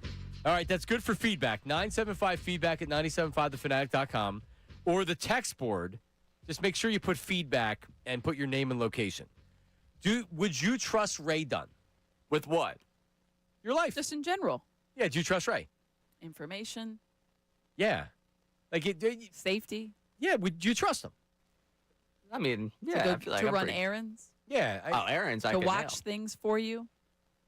I'd probably be good at watching kids, I'd imagine. Or other things. You can watch dogs, watch cats. watch my suitcase for me. Oh, I'm great at that. You're not supposed to do that, Ray. Now I already don't trust you. Well, people I know. Nope, that's not true. Right. See, I think Ray is trustworthy, but there's a little bit of weasel in him too. Oh. You know, he's a little weaselish.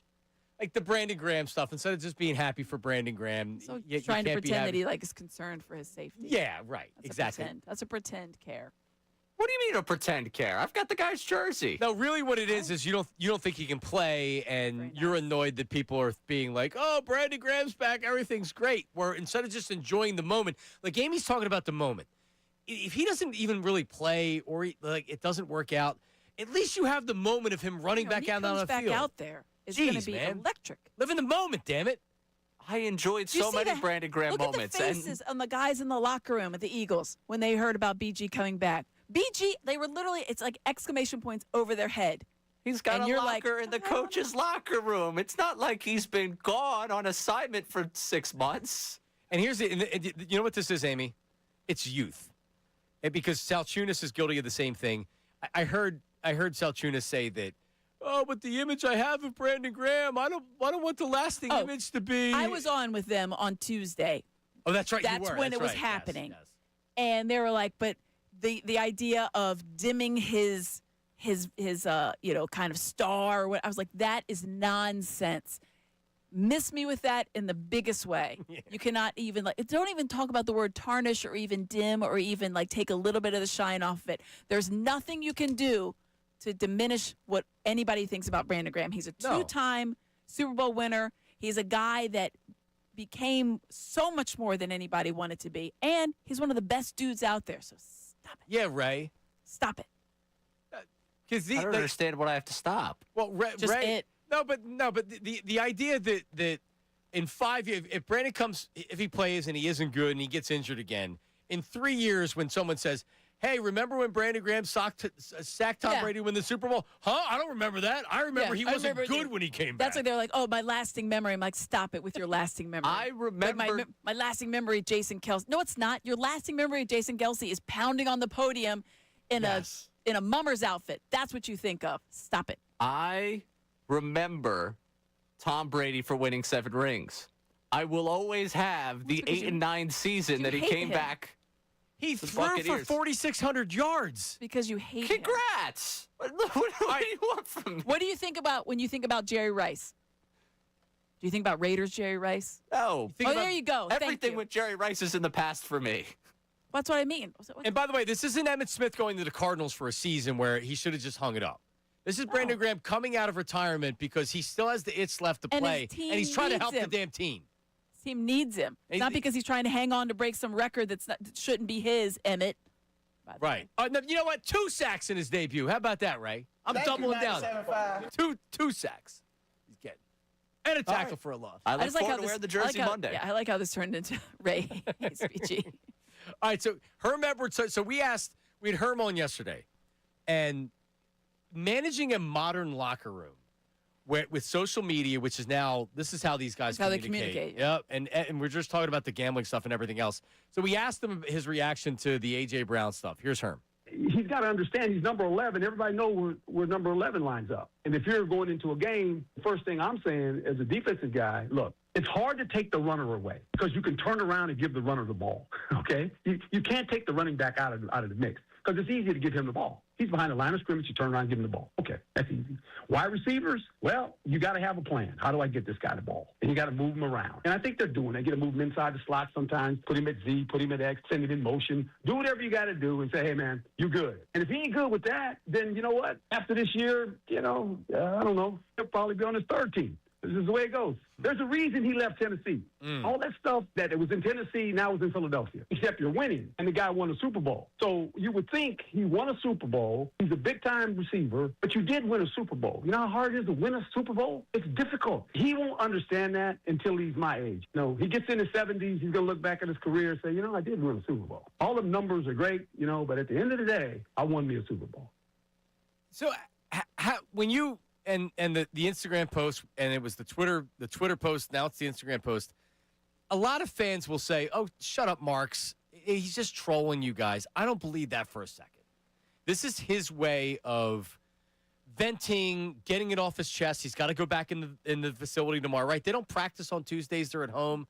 So he's at home on his phone, and he's already done this before. He's done it a couple times. This is not like the first time where A.J. Brown has sent out something cryptically, and people are all trying to read it. Remember, Joel used to do this all the time, too. But it's funny that it's Herm Edwards, because isn't Herm the guy that famously is talking about, don't send the tweet? Yeah. Like, okay, A.J., don't send. Don't send it. Don't send it. Don't do it. It's one of those things. I will agree with the first thing that Herm Edwards talking about there is like, you're number 11. Everybody knows you. They're going to be looking to you. Every move you make is scrutinized on the field, on the sidelines, with the book last year, on social media. This is not new. I do have a little exception about, like, he did the same thing in Tennessee. No. I had a lot of people reach out to me and say that's not what happened. No, because I know some people. I used to work in Nashville. Teresa Walker, it's funny, I reached out to her. She writes for the AP, has for like 18 years down there. And she was like, he was a joy to cover. He also he said, never had any of this stuff. He also said that the dynamic in the locker room is, he said, everybody knows what AJ is. And he wasn't talking about in a negative way. So guys are already used to AJ That's his thing. doing this, and they don't pay much attention to it. Now, also, they are going to be asked about it. Nick Sirianni's going to be asked about like it. They were 2 weeks ago. And the players would rather not have to deal with that kind of stuff. But, so, like, I mean, at this point. That's what the irritating part is. It's irritating. They had already had this conversation with him. You're already coming back into the locker room, and everybody's going to be asking, hey, what do you think? AJ just doesn't seem happy. What's going on with that? And it's like, now we're talking about this again after a win again, because the last time he did it was after a win as well. After he had a great game. Yeah. He iced the game. He hit the yeah. touchdown to start the game. 2 touchdowns. But that's the way. Listen, I appreciate it. I'm here for it. There's one thing I've learned covering receivers and talking with guys like Jason Avant, who now are on this side. Yeah, we want the ball. We're divas. We're drama queens. Like, we love it. This is what we do. We like to be featured. He's also very interesting, right? Like, A.J. Brown's a very interesting guy. The diva wide receiver throw me the damn ball like Keyshawn comes off as being bratty. This doesn't come off as being bratty. It comes off as being deeper than that. Even though, all right, it is a little bit bratty. It's a little passive bratty. But it's also like, and who Sam Wilson was on yesterday. She's being like, is he in his own head? Is he like literally just stewing over the fact that he's not getting the targets that he got? And that's the whole thing. Is just like, well, damn it, if you do this every week, I'll be catching these touchdowns every week. Like, what is actually what's just he like thinking? sitting there and the things are like definitely stewing. But he's a very cerebral guy. I mean, I don't think you talk to AJ and you always come away with a guy that's very thoughtful in the way that he speaks. He's been very, very vocal on his mental health and how important that is to him. And I think that's something that's very important. So I think that he does try to talk through things. And this is his way, you said it, of getting that out there. I don't really care what he says, what he does, as long as what he does on the field turns out and looks like it did last week. He's awesome. I'm here for it. I genuinely like him. I'm here for it. For a lot of different He's ways. a very thoughtful guy. Yeah. Very smart, but very, very considerate in the way that he approaches things. I know it doesn't seem like that's a weird word, but I think the way when he says stuff, it comes from a place that he has considered what he's saying. It's not like he's flying off a cuff. You mentioned Keyshawn Johnson or like Chad Johnson. T.O. Like these guys like, T.O. They just kind of said stuff and did stuff. They were brash about it. He's very, like it's a considered thing. Like he's really thought about it. I think there's a thoughtful process. All right, we have an elite text about Brandon Graham coming up. Also, we get back into the 76ers. Man, that was a heck of a win last night. Did those of you who are trying to say, hey, you know what, do I believe this? Are you now finding yourself buying back in after the opening game? Edgecombe was great. Maxey was great. That's coming up next. Middays with Marks, 97.5 The Fanatic. Now on 97.5 The Fanatic Sports Update. An electric debut for VJ Edgecombe. I'm Ray Dunn with this Fanatic Sports Update. VJ Edgecombe had 34 points, breaking the 76ers record. 4 points by rookie in a debut and a 117-116 win over the Celtics. Here's the moment that he broke the record and how it sounded right here live on 97.5 The Fanatic. Grimes picks up his dribble, goes to VJ. Edgecombe on a drive, hangs in the lane, has to shoot it, does, and makes it. Edgecombe with 32, the best ever debut by a Sixers player. He finished with 34 points in the win. Tyrese Maxey scored 40, shot 7 for 9 from 3 in the victory. The 76ers 1-0 to start the season. The Birds 5-2. They took the practice field yesterday ahead of the Giants game on Sunday. First time with Brandon Graham. Brandon Graham didn't rule out the possibility of playing on Sunday. A.J. Brown did not practice yesterday. Flyers tonight at 7 o'clock against the Senators. You can listen to that one right here on The Fanatic. And this update is brought to you by Unbound.org. A girl in Kenya dreams of becoming a doctor and elder. In Guatemala dreams of being part of a community. Reach out and change their world, and it will change your own. Unbound.org. I'm Ray Dunn on your home for the Sixers, Flyers, and Union. 97.5 The Fanatic and 97.5thefanatic.com.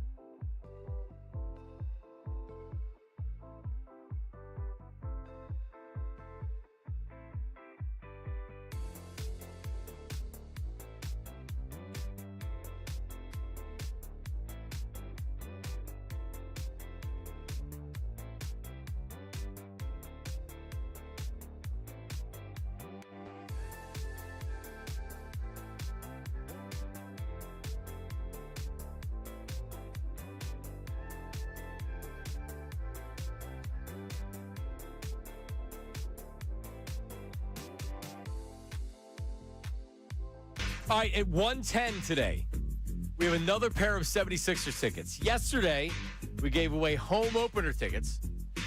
And then now, what do we have today? Is it a Monday game? Monday night. Yes, Monday against the Magic. Oh, great game. Great game. That's a very good team, very stacked roster. They gave up a lot to get Desmond Bane, but I think that's a good roster.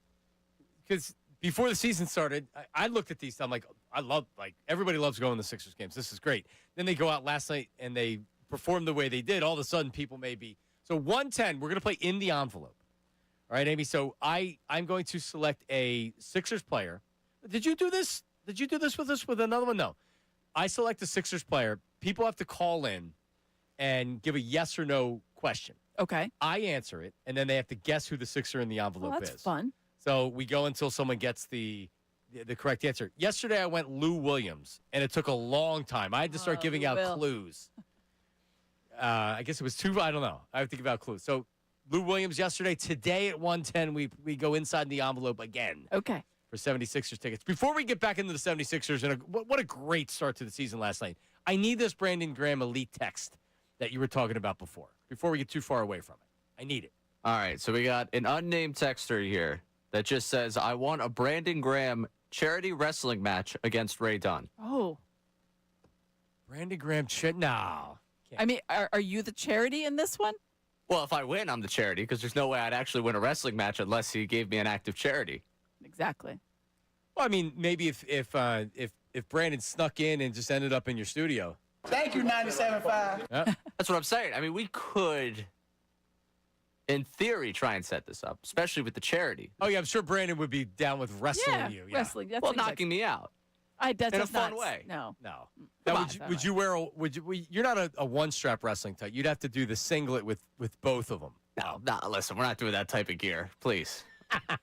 What do you think wrestlers wear? Are we talking about professional John Cena wrestling? wears a tank top and jean shorts. Jean shorts, yeah. Are we doing? Is this professional wrestling? You're talking about Greco-Roman style wrestling. I don't know what wrestler we're talking about. They just said that somebody wants a wrestling match between myself and Brandon Graham for charity, obviously. Okay. Charity is a good cause. Well, I would obviously support that. I don't know if Brandon's involved. I don't feel like Brandon would feel bad for you.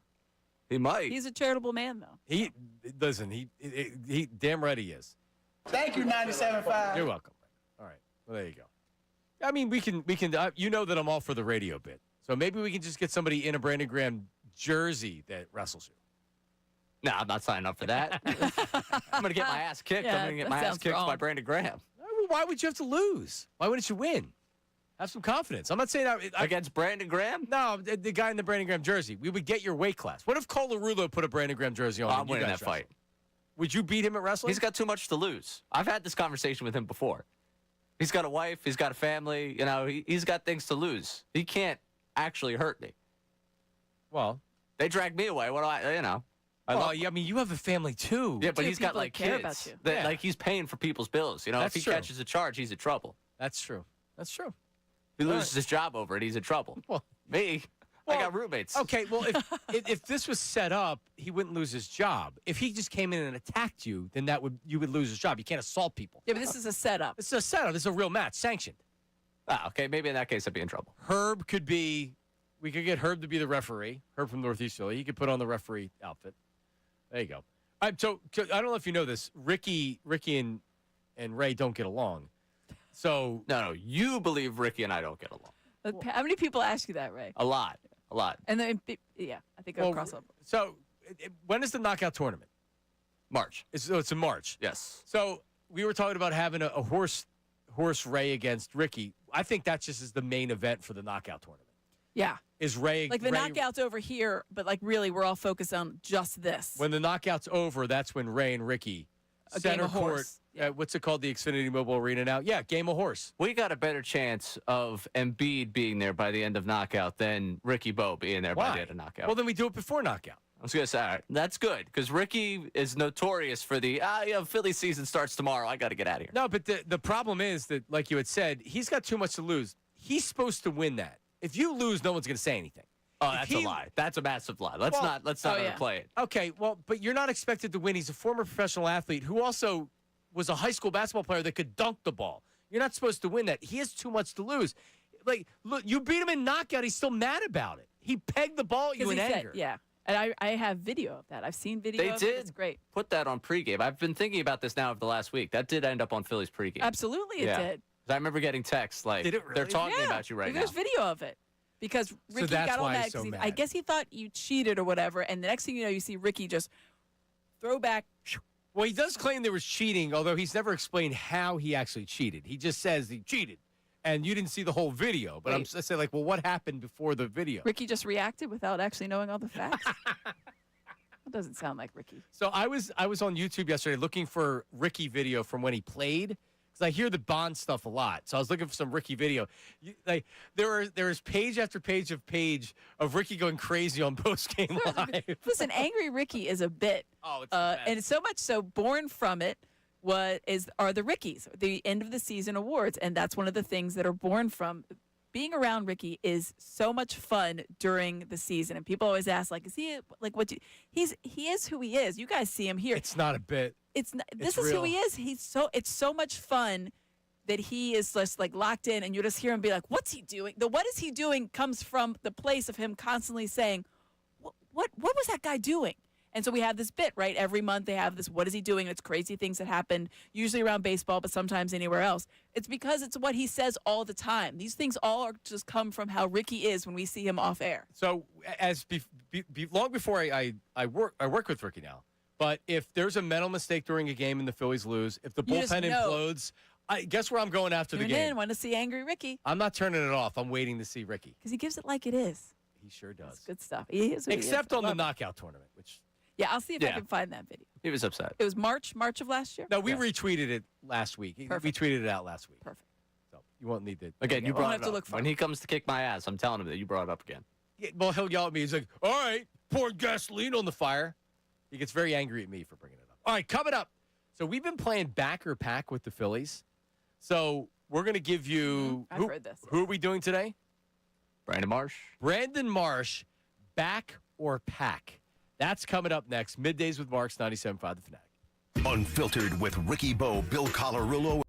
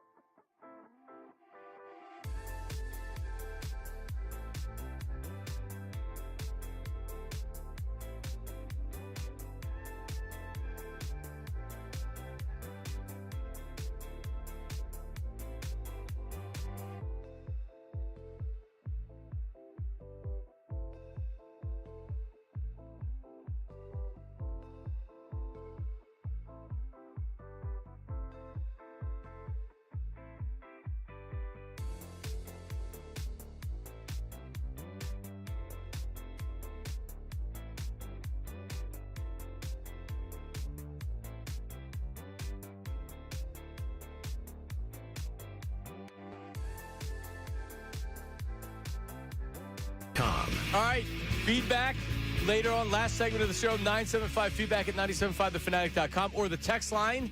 Just make sure you say feedback, name and location, and we'll play the best ones coming up at the end of the show. We have AI voices that voice the texts or emails, and then we play them. Last segment of the show, 110, your chance to win 76er tickets. You got to earn them by playing Sixer in the envelope. But let's go to back or pack. The Phillies season is over. It's over, Johnny. Now it's time to ask, who should be back?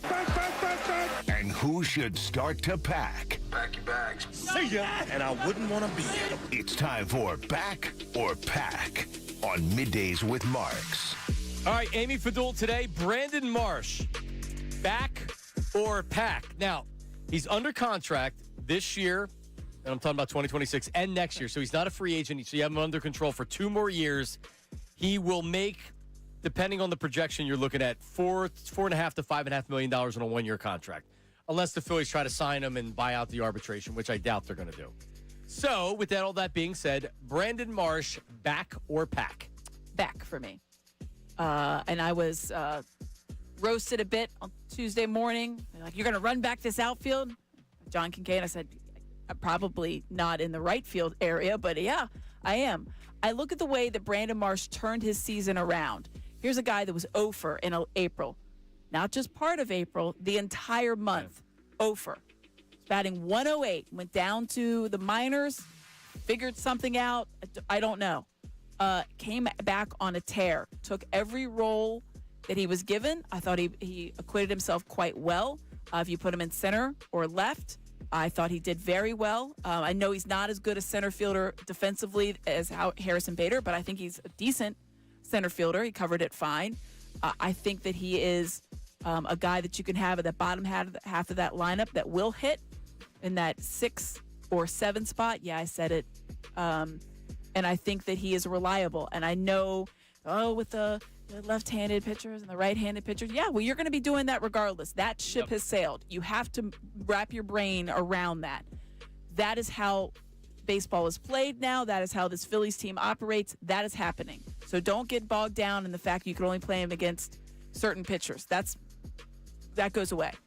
For me, back because of the way that it was since May. But you look at after July, it was an absolute tear. He was one of their most reliable hitters down the stretch. Yeah, I think he's back. And you mentioned the numbers. Those are good numbers. Those are numbers that you can pay other players on. Yeah, I think he's back for that reason. He's a good value for what he provides. And what are you doing, trading him? What are you going to get back in return? You're not getting a starting outfielder that's better than him in return. And you need him. This is a numbers game. Here's your outfield right now, and we're gonna assume that Bader's coming back, or at least in this scenario, Bader's coming back. Justin Crawford, Bader, Marsh, Rojas, Weston Wilson. Who am I forgetting? That's it? Yeah, your outfield isn't very good right now. So Marsh, you need Marsh in this outfield. Castellanos is going to be gone. You're not going to bring him back. No. And you have a couple of left-handed hitters. You have a couple of right-handed hitters. So Marsh is coming back, but also realize what he is. He had 379 at-bats this year. He had 418 at-bats last year. He had 404 at-bats the year before. He is a platoon-plus player. This is what he is. And don't expect anything more. He gave them really good offensive punch. He also killed them in the playoffs. Along with the star players that make a lot of money. Every other human. So you didn't get the role players to step up or the starters to step up that aren't the stars. And the stars didn't step up. But, yeah, for me, Brandon Marsh is coming back. He's good enough defensively in center. He's good defensively in left field. He's already under contract. So for the people who are like, oh, don't bring him back. Okay, fine. So you're trading him because you're not just cutting him. That's just, right? You're trading him. What are you getting in return? What are you getting that's going to be better than that? He was 280 on the season. Since July 1st, he bat 300. Since July 1st. That's a really large sample size. He was a guy that, yes, he doesn't have a lot of pop, and I think that's when people look at the outfield. You want that pop. You need it. You're not going to get it from a platoon guy. 400 at-bats on average for the last couple of years. All right. That's what he is. That's a platoon guy. He is who he is, and you have to be okay with that. That ship has sailed. I think that's when you realize that that's how this is going to go, because you're not going to ship him out as part of any kind of package deal and get some amazing outfielder that's going to come and give you 30 home runs and also play, Gold Glove defense out there. That guy doesn't. If he exists, he's already in your organization. But he doesn't. If you had home run guy. If you had an abundance of outfielders, I could see trading him to get a reliever or something like that, or a better right-handed bat. Right. They don't have an abundance of outfielders right now. You named him. Yeah. Weston Wilson has played literally everywhere. He's also your second baseman at times. Yeah, it's not. I mean, Dave Dombrowski still needs to add. See, I need an impact bat, and it can't be from running the biggest check. It needs to be a more successful Kepler. And I'm not even talking whether it's right-handed or left-handed. They still need to upgrade the outfield. They need to add another starter. But Marsh is going to be one of these starting type players. So what do you have? Crawford in left, and then it's a combination of Marsh and Bader in center. See, I'm just trying to figure out where he's getting his at-bats because Crawford's left-handed hitting. Right. Bader's right-handed. So you would figure that works for a platoon there. Is he playing some right field? I mean, why not? Yeah, I guess he has to. Why right? not? At this point, because when you're here and you're in that role, that's you're the guy that's going to be filling in. You're everywhere in that outfield, which it goes back to it. Like if you have a guy that can play all positions, you have a guy that can play one. Do you really? I mean, he can, but he's more valuable to you in that regard. Ray Dunn, back or pack? Brandon Marsh. He's back. He's back for a lot of the reasons you guys have laid out. I think his flexibility in terms of being able to play center field is valuable to you, especially in a world we don't know about Bader. So you're probably going to have to wait until a decision's made there before you even would think about starting to shop him because, maybe we have to put him out there in center again. I don't love him being out there in center, but the fact he can play it for you if you don't end up with Bader is good. Yeah. And it's valuable to have a good left-handed bat against right-handed pitching. You're probably going to end up with a platoon out there because you're going to spend a lot of money on positions that aren't outfielders. This is the part where, like you said, you have to get the impact from just making a signing that isn't the $25 million a year, $30 million a year guy. If you find the $8-9 million guy who, when you overexpose them just to left-handed pitching, they could be really good for you 2 or 3 times a week. Yep. That works. I feel like I'm trying to rewrite the script to Moneyball here, but that's kind of where I'm at with this outfield. Get me a corner outfielder that's not a disaster in the field. Right. And can hit left-handed pitching. And literally, I pulled up the list of available right fielders. Not a lot. Kyle Tucker, Yastrzemski, Max Kepler, and it gives their ages, 33, Starling Marte, 37, Lane Thomas, Jason Hayward, 36, Aaron Slater, 33, Hunter Renfroe, 34.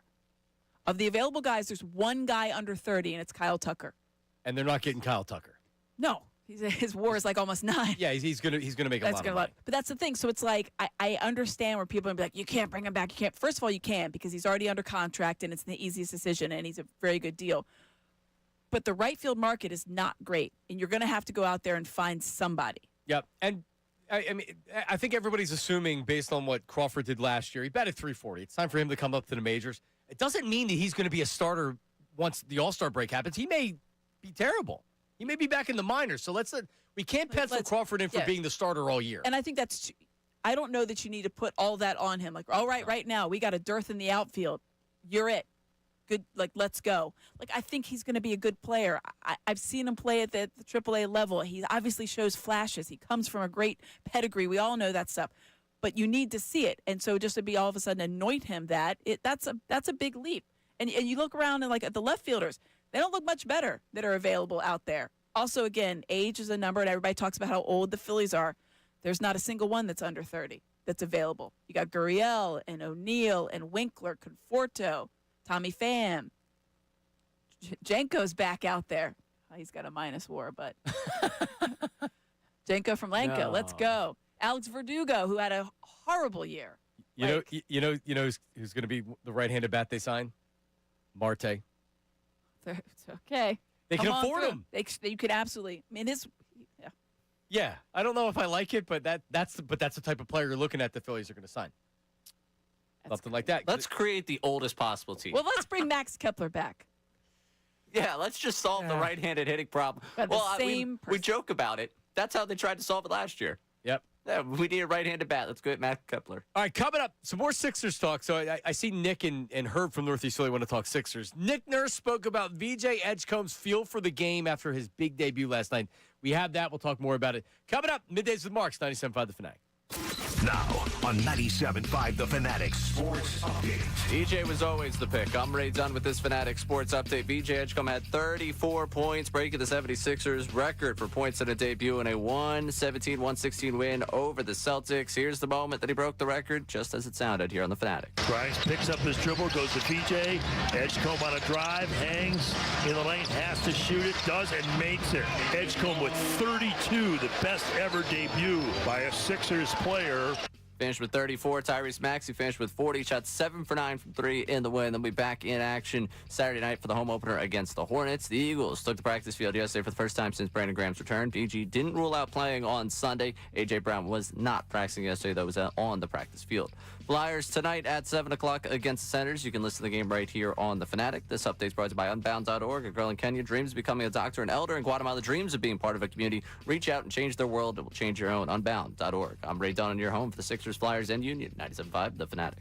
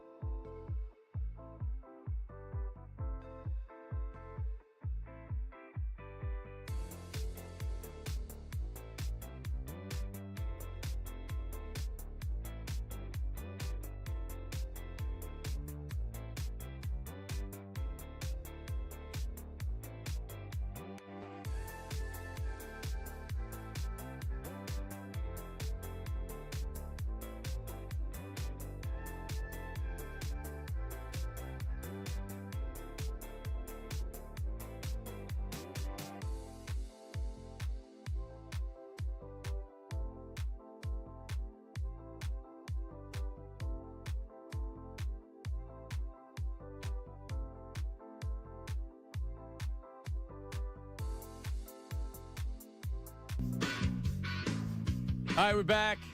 Middays with Marks. I was talking to Ray. I wasn't like in the bathroom or anything like that. A lot of times I'm having to go to the 5th floor bathroom because the 4th floor bathroom is disgusting. Or anyway, there you go. Yeah, the little inside, little BTS. Yeah, what happened? It happened. Was it yesterday? I was late because I had to go to the 5th floor because there was a lot going on the floor. No, it was 2 days ago with Harry, I think. And then I went to the 5th floor, and the guy was in there brushing his teeth, feverishly brushing his teeth. And I'm like, all right. Sorry. It's so disgusting. Oh, wow. No, there's actually there's normal, like it's an everyday thing where you have the regulars that brush teeth in the bathroom after lunch. All right. Which is odd. Not me. I mean, I like fresh breath. Don't get me wrong. Did you do the legal ID? Do I need to do it here? You need to do it here. Okay. This is 97.5 The Fanatic, WPEN and WPEN HD1. Burlington, Philadelphia, Beasley Media Group station, broadcasting live from the Comcast Business Studio. Powering possibilities. Big win for the Sixers last night. VJ Edgecombe, are you kidding me? As Tom McGinnis would say on 97.5 The Fanatic. Here is Nick Nurse speaking about Edgecombe's feel for the game after his debut. He has a good motor, right? He played a ton of minutes. That helps. We certainly needed the offense, right? And he certainly just looked pretty comfortable out there. Again, I think that's probably one thing I noticed the most about him is he seems to really know what's going on out there for a young player, right? You just don't see him making silly mistakes or many mistakes. He's just playing the right way. He's got a very good feel for the game. Your chance to win Sixers tickets 10 minutes from now. His feel last night was unbelievable. And this is coming from a person that I thought he would have impact, but not like that.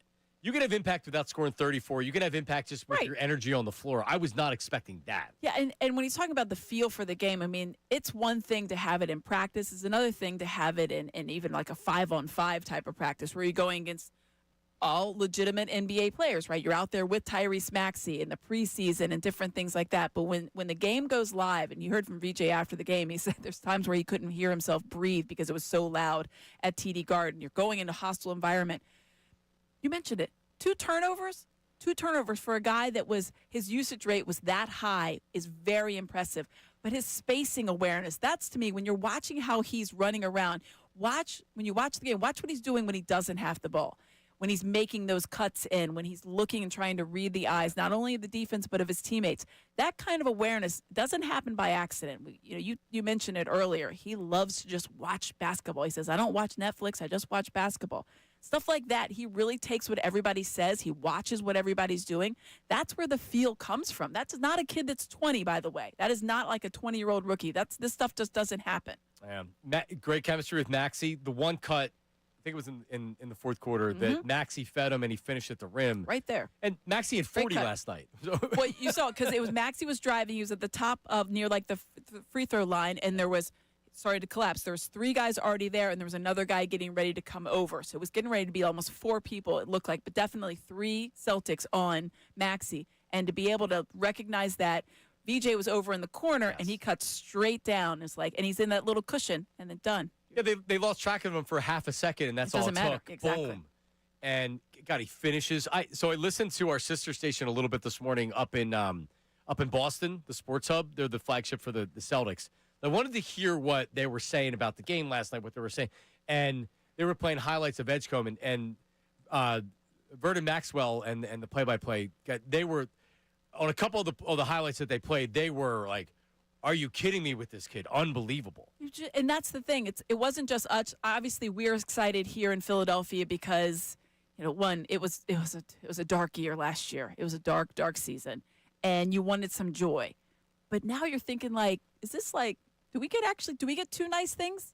Do we have 2 nice things here? It looks like we have more than one nice thing. I didn't even think it from that perspective. Nobody knows more than you who has to come on after those games, especially late in the season when they're actively tanking to try to get a better draft pick. By the way, for everybody that says, like, you don't tank in sports. Sometimes you do. And it got you Edgecombe. I mean, that must have been a rough end of the season. The last 35 games, you know how many games they won? 35. So it's an 82-game season, so a little under half. 5. 5-30. 5-30 in their last 35 games. It was real rough to the end. I bet some of those Some of those. Or quick post games. Yeah, quick post games. Hey, let's get all this. Ray was probably watching. Enjoy. You enjoyed things. And honestly, I would see people, and I know Ray can attest to the people, like, hey, I'm like, thank you for watching, sir. Appreciate you. Every time I was somewhere out and I saw me pop on after another loss, I just raised the drink to the TV. Hey, good work, you guys tonight. We're here. But it was good. So there was a lot of joy last night. Yeah. But to your point, other people saw it. This wasn't just us living in our bubble. It was out there in the NBA, and there was other people. Like, you saw it on Twitter. You saw it on the national shows. They're like, this kid is something special. You should get excited. Sixers 40 points in the fourth quarter. And Jason Tatum's not, obviously injured, not playing. They still have Derek White. They still have Jaylen Brown. They still have Pritchard. They still have the roster's changed a little bit, but they still have a team. And they have three-pointers. I mean, they shot the most three-pointers last year, 48 on average. And then they added Anthony Simons, who absolutely is a gunner. I mean, that guy has the greenest of lights. So you knew they wanted to also run and gun. And I think I was talking to Brandon earlier. At half, I think the Sixers had like 20 fast break points, and the Celtics had only like 6 or 8. So that says a lot about that. Celtics like to run and gun too. They couldn't do it. The Sixers could. Let's go to Nick in Collegeville, Pennsylvania. What's up, Nicky? Yeah, I mean, I spend way too much time on the internet and just seeing a little bit of hate for Joel Embiid this morning. People who know basketball and watched that game yesterday know that he had commanded so much attention on defense still. Well, he only had, a couple points? Edgecombe and Maxey are not scoring the amount that they score without the amount of attention that Joel Embiid is drawing. And honestly, I think it's no big deal if he plays like a guard for a little bit, because he gets hurt when he starts to play bully ball. So let us rely on this amazing guard play that we have all year. And if he's healthy in the playoffs, he can go back to being physical. I worry we're way too smart of a basketball city to make Joel Embiid start making fun of Joel Embiid, this and that. I agree. When with that, he's huge part of the team, huge part of the win last night. Let him stay healthy. The fact that he even played last night is a major win to me. Yeah, we got him in game 1 after a huge surgery. Yeah, Nick Nurse said it, and thank you, Nick. Nick Nurse said it after the game. Regardless of what happened, the fact that he was healthy enough to be able to play is good. I disagree with that their success last night was based on Embiid being on the floor, because Embiid didn't play a lot of the fourth quarter, and that's when they really went on their run.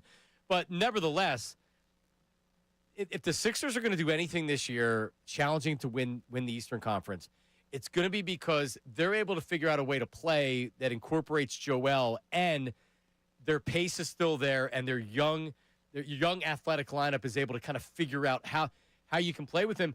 And maybe it's actually perfect, because then in the playoffs, when it becomes more of a half-court game, you're able to utilize Joel and not overuse him, because you do have guys that can shoot three. And he does create spacing, and that's always been the case. Yeah, I mean, he's always going to draw a defender when he's out there. Yes. And then there's going to be the time where the matchup is going to call for a different style of game, and you're going to need Joel Embiid to be in that low post and operate there. But Joel Embiid is as comfortable facilitating as he is shooting the three. He loves to, we were talking about it, he loves to call himself that point five, that point center. I feel like that there is going to be a way that and I'm sure that they've been working on it, because you want to get Joel Embiid involved, but you don't want to detract away from what the forte of this team is. It's the most athletic team they've had in a very long time. It's the most certainly run and gun style.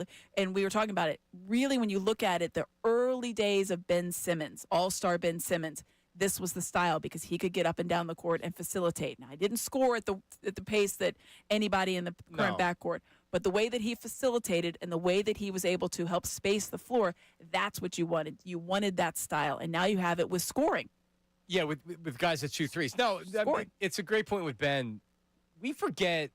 He was really good at the beginning of his career. He's a three-time All-Star. Yeah. He's an all-defensive team. It's so hard to look at what he became, not just with the Sixers, but just in general. Oh, he's out of the league. It's mind-boggling. It's going to go down as one of the most confounding things for me, because he had all the attributes and the tools, and he showcased them and was able. What a fleeting glimpse, but man, what a glimpse it was. Because we always think about. Love you, Ben. Oh my God. Yeah, he got clowned at was that the ESPYs? Mm-hmm. He got clowned at the ESPYs. But remember, it's like it was 2 years ago. We're talking about like who's a perfect point guard to pair with Joel Embiid. You need a facilitator, a guy that can space the court and get out of the way. You had it, and then he decided basketball is not as fun. Mentally, he regressed really, really bad. I am who I am. It is what it is. I mean, that's when that sticks with me because I was all in. I was like, this guy's going to be great. Remember when he finally showed up? Remember when he finally showed up? He just knocked on the back door of the Wells Fargo Center so he could get in. So it would count for him being in. I mean, think about that. Think about those days with Morey and Doc Rivers, and they threw him under the bus after the season. And we have like the James Harden with the party. There's some crazy. They don't even get into the Colangelo nonsense, but like there's going to be some whole sections of the Sixers in the last 10 years where you're going to be like, wait, I'm sorry, that was a fever dream. That happened. The general manager, there was burner accounts, and the most offense he took was about the size of his collars of his shirts. Nothing about his team. God. Truly remarkable. It's one of my favorite times. What was the name of the one burner account? Something Junior. Oh yeah. Oh. It was Eric Jr. Right? Eric Jr. Yes. Eric Jr. You know what? Also, just a brief shout out. Twitter, though, Casey Boy was right. It is and has become a cesspool, but it does every now and again. If you need to find out something, the investigations are good. Sixers Twitter found out that. All right. It's a remarkable. Coming up, we have a Sixer in the envelope. Your chance to win 76ers Hornets tickets, or they're not the Hornets anymore. Magic. The Hornets. The Magic. On Monday. Oh yeah, Saturday is the Hornets. Okay. They were not the Hornets, and then now they're back. They're back to being. They're back to being the Hornets See, now. They were the Bobcats for a bit. Remember the Bobcats? You know, I had a Charlotte Hornets starter jacket in 1993. See, now that's like a Larry Johnson vibe. And LJ. Yes. Yeah, there you go. That's a good. LJ Morning. Yeah. There you go. That's coming up. Your chance to win tickets. You dial in right now, 610-632-0975. You ask a yes or no question. I give you the answer, and then you guess at who the 76er in the envelope is. The first person on the air with the correct answer wins the tickets. 610-632-0975. Middays with Marks.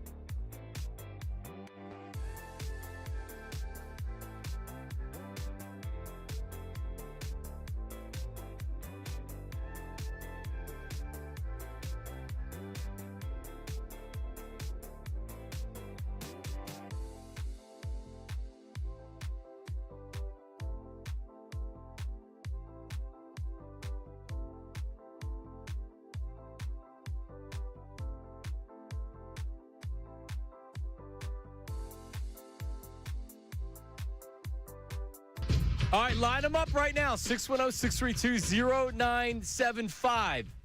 Sixer in the envelope. Monday, October 27th, at Xfinity Mobile Arena, you can get your Sixers single game tickets now. Ticketmaster.com/76ers. So it's simple. Amy does not know. I do not. But Ray does. Actually, Ray doesn't, does he? I didn't tell you. Did I tell you? Is it the one that you went with before you walked out of here? No, All right, let me turn up my mic. Talk. All right, there we go. Okay. Got it? Sounds good. Did you hear that, Amy? No. All right, she has her headphones. But Monday night, I'll be there. So you win these tickets. Yeah, I did bury You the can also lead. find me there. Yeah, so Ray has season tickets, but in the upper level with his buddies. Yes. So you will be there. Now, if people win the tickets, they do have the option. You will meet up with them and hang out with them for a minute. Yeah, I'll go to one of the bars at the lower bowl, and we can hang out. That'll be To the meet plan. and greet with Ray. Yeah. Meet and greet with Ray So- and a pair of tickets. I don't know if that makes it more or less enticing for people. Well, but that's what I'm saying. It's I'd optional. love to have a beer with you. Yeah. Yeah, I'm sure people would like to have a beer with you. If you get there early enough, maybe I can come say hi. A lot of the stories with Ray start or end with beer, drinking, Yeah. being Hey, out. I met Ray out at Right. Fill in the blank. Name the bar. Yeah. Name the bar. 610-632-0975. So you're going to ask a yes or no question, and then we answer, or I answer, and then you get a guess at who it is. First person with the correct answer wins. And I'll give a little hint. The 76er is in the last 5 years. So he's played with the Sixers in the last 5 years. Okay. All right. Let's start off with Steve. Thank you, Ray. Steve in South Philly. Steve, what's your question? Is she on the current roster? Not on the current roster. Is it James Harden? Is it James Harden? It is not. Good guess, though. Good guess. Good guess. You're getting it started. 610-632-0975. Khalil, what's your question? Was he a former All-Star? He is not a All-Star. Oh. 3 seconds. Well, that's 3 seconds. Amy, would you like, don't give a guess, but you can give a question, and then you can write down who you're thinking. That's a good point. Is he still active in the NBA? Is he an active player anywhere? He is not an active player in the NBA. Perfect. Thank you for the paper. Yep. You think about that. Not an active player. We'll go to Ed. Ed, what's your question? Go ahead. Was this player a defensively oriented player? Huh? Defensively oriented. It's kind of a vague. Was he known for defense or scoring? I would say he's certainly known more for defense than scoring. Okay. Okay. Was it Matisse Thybulle? Oh, He's that's still a in the great league, guess. if you can believe it. Matisse Thybulle. Yeah, where is he? The Trailblazers? I don't know. So what was the Trailblazers still operating? They have Tiago Splitter as their interim head coach right now, by the way. Best screen setter in the NBA. Tiago Splitter. Well done. Yeah, Chauncey Billups going to be busy for a little bit. So Matisse Thybulle, if you remember, he's still in there. Didn't he? They wouldn't make him a part of a Ben Simmons package, and they were going to be able to get a bunch of good players. And they said, we can't part with Thybulle. Oh, you can't have his 3 points. Three and D. And then he literally. Then he couldn't shoot a three. On the number. Let's try Joe. Joe at Cherry Hill. Joe, what's your question? Was he a shooting guard? He was. Let me see exactly what his position was. He was considered a shooting guard, yes. But a defense. Was it Seth Curry? Oh, is it Seth Curry? Yes. It is not. Good guess, incorrect. Let's try Kyrie. Kyrie, what's your question? This person. Oh man, I know. I'm trying to get his name down. Well, ask a question. Ask a question to try to narrow it down. What? You said he was a guard. Yeah. He was a shooting guard, yes. Defensive minded. Is he over 6'6"? He is not. His listed height is 6'6". Good question. Man. 3 seconds. Oh, man, Kyrie. Chris, what's your question? I feel like it should be right on the tip of somebody's tongue. I think I might have it. Chris, what's your question? Oh, I apologize. Is he a victim of the process? That's a great way to put it. He was not with the 76ers during the process. Oh, you said 5 years. Yeah. 3 seconds. Eric Gordon. Eric Gordon He's currently a Sixer, if you can believe it. So that's why, Amy, it's an important point. Yeah, so this is not a current Sixer, and they're no longer in the league, but they did play for the Sixers in the last 5 years. I know people are feverishly trying to get on the phone lines, but it is important that you're listening to all the other questions because it helps narrow it down. Yes. Correct. All right, let's try. Let's go to Brian, West Philly. Brian, what's your question? Yeah, so he said he's a guard, and it's the last 5 years. Yep. So I'm going to say, I got a question. All right. Yeah. Has he played, you said he's no longer in the league. Has he played this season, or no? Did he play in the playoffs when they lost? Did he play in the playoffs? Was he on the team when they lost in the playoffs? Yeah. 2 years ago? Well, yes, he's been on the team, yeah, when they lost in the playoffs. Okay, so I got to guess. Tony Roten. Is it Tony Roten? Wow. No. Tony Roten, being known as a defensive-minded guard, he's excited about it. Amy is the correct answer. She wrote it down. I did write it down. Mike, what's your question? Did he play for the Raptors? He did play for the Raptors. Danny Green. Yeah. Is it Danny Green? It's Danny Green! Congratulations. Oh, yeah. Well done. Thank you. Hang on, Mike. Congratulations. I appreciate it. You're welcome, man. Yeah. Thanks for listening. Thanks for calling in. As soon as he asked that, I was like, ooh. You get a pair of tickets to the Sixers against the Magic, Monday, October 29th. Tickets right now, Ticketmaster.com/76ers. And if you want a meet and greet with Ray Dunn. Now, what's included in the meet and greet? Just his presence? Yeah, me. That's what's included. Good conversation, good vibes. Good conversation, good vibes. Now, are your friends will be with you as well, maybe? I don't know if he's going to be down there early. He works at Xfinity Mobile Arena, so it does help. I just don't know if he's going to be there for work that day. Okay. Not the friend you're thinking. They're a different friend. Okay. Why are you being cryptic about this? We have friend Graham. We have a mutual friend, but it's not our mutual friend. My friend Graham. Your friend Graham. Shout out Graham to Graham. Cano, the Giants kicker who's been activated from the... No. Oh, Graham Cano was back? He's back. Oh, is back, he really? Back. I love it. I believe I saw yesterday that he's been activated. Yes, he's off the whatever. So you won't have that stiff out there that missed the extra points last week. Oh, that was tough to watch. Oh my! That fourth quarter was unbelievable. Graham Never seen anything quite like that. Yeah, I mean, if you think about the history of their punters and kickers, Matt Dodge and Matt Dodge always comes to it. Always makes me think of Mike Vick at the end of that when they were asking him about it, and he's like, "Why would they kick it to Deshaun?" And one, it's a great line, and two, the fact that he called Deshaun Jackson Deshaun is my favorite thing. Why would they kick it to Deshaun? I don't know, Mike. And Tom Coughlin coming out on the field with the clipboard, and he's like, he's looking at him like those red are ones, face. yeah, it's like, what were you thinking? You told me to kick the ball, Coach. Oh man. Not to that guy. Well, let's hope on Sunday we get more of those memories. Exactly. Yeah, not Scatterbo running over our defense. I'm all good. All right, coming up, Herb from Northeast Philly says hello to you. Don't know her, but he wants to say hello to you. Hello, Amy. Herb. And your phone calls at 610-632-0975. Also, Dan Orlovsky gave his thoughts on the A.J. Brown situation. We'll play that for you coming up next. Middays with Marks.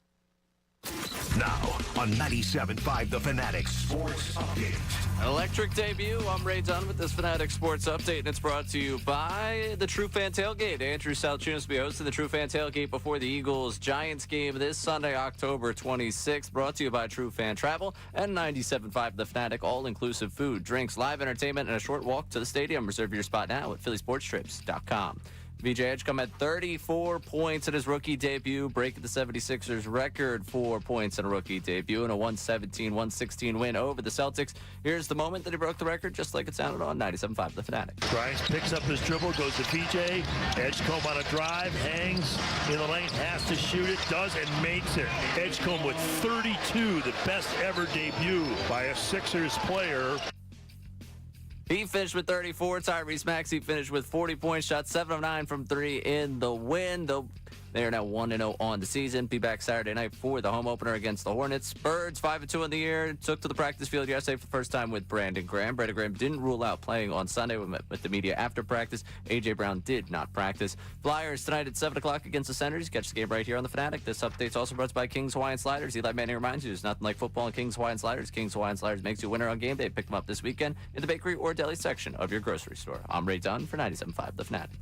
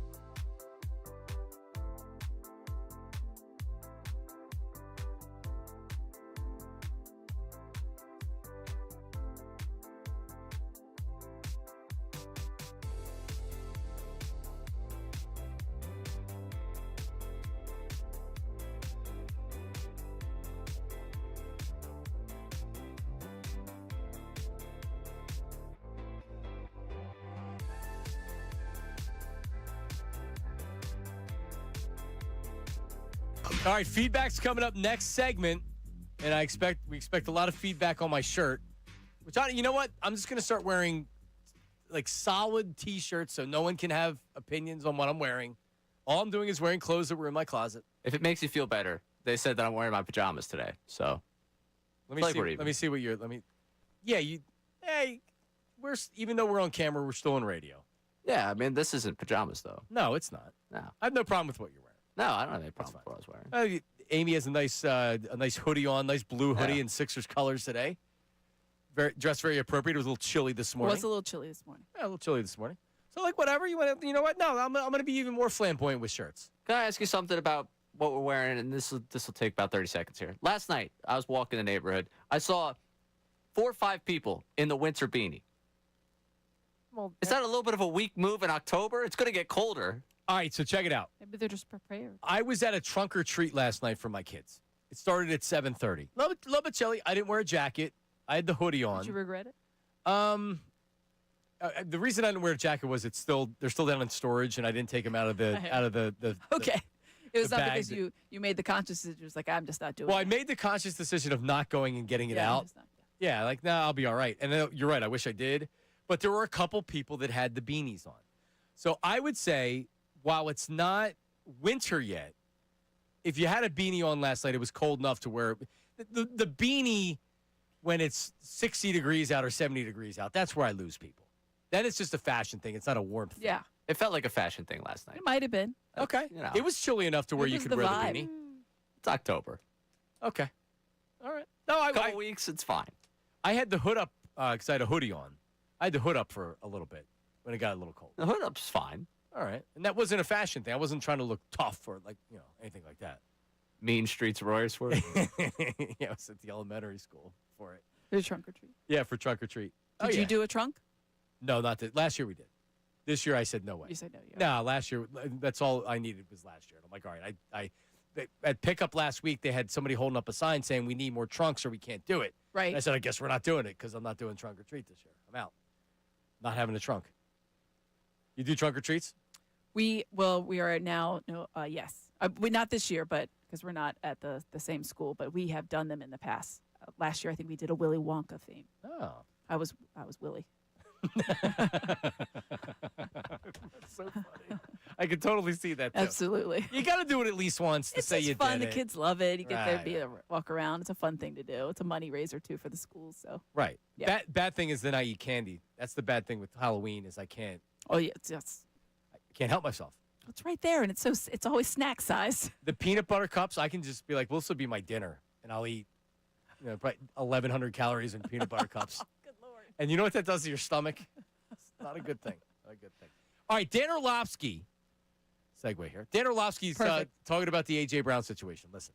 I think just in relation to AJ, I would disagree that he's trying to send a message of, I want the ball thrown to me more. I think the more that time has gone on by the day, I think that there's a reality that AJ Brown prefers to be traded. That's the feeling that I'm... Okay, stop right there. Why do you believe he prefers to be traded? That's a very powerful statement. Why would a Super Bowl champion on a Super Bowl championship squad still prefer to be traded? Because there's just been this consistent disconnect. There's been a consistent something is up there, whether it's the lack of production, them not throwing the ball enough, but then they go on the road. He has 4 for $120 something and 2. He has the game sealer. It's beautiful, the connection, and he still tweeted out. And so I'm not trying to read too much into it. This is a Super Bowl contending team, but for that to continuously happen, I do think that there's parts of A.J. Brown that would prefer to be traded and maybe traded to a place that is a little bit more pass-centric. Yeah, I mean, I agree. I don't know if he's going to ask to be traded. I don't know if he necessarily wants to be traded, but to not at least think that that's a possibility, I think is crazy based on his behavior. I mean, I feel like and that's the thing, when you have these cryptic tweets, and there's been multiple social media messages that he's put out there on different platforms and whatever, and then you think about some of the stuff that went down last year, it's not a leap to say the man doesn't enjoy times the way he's featured in this offense, and therefore he might be looking elsewhere. Now, after a game where he has 2 touchdowns, it is even more confounding. But it doesn't. For when people say like, yes, on its face, it seems like why in the world? And I don't think that A.J. Brown is going to be traded. I think that things are not at the. They've not come to a head so much so that you're like, all right, we're going to ship off one of the best receivers in the game. Right. But for someone to say like it's out of the realm, you don't know that. I mean, that's another thing. Like when we're talking about cryptic messages on social media, we don't know that because we don't know what they say. And until he talks, until he says it, you have to take you have to infer whatever you can from those cryptic messages, and then you have to try to take whatever he says about it at his word. Yeah. After the tweet, he said that I let my frustrations boil over. I didn't speak to the media. I had a chance to correct my frustrations, and I continued to let it boil over, and that's on me. I take full accountability on that.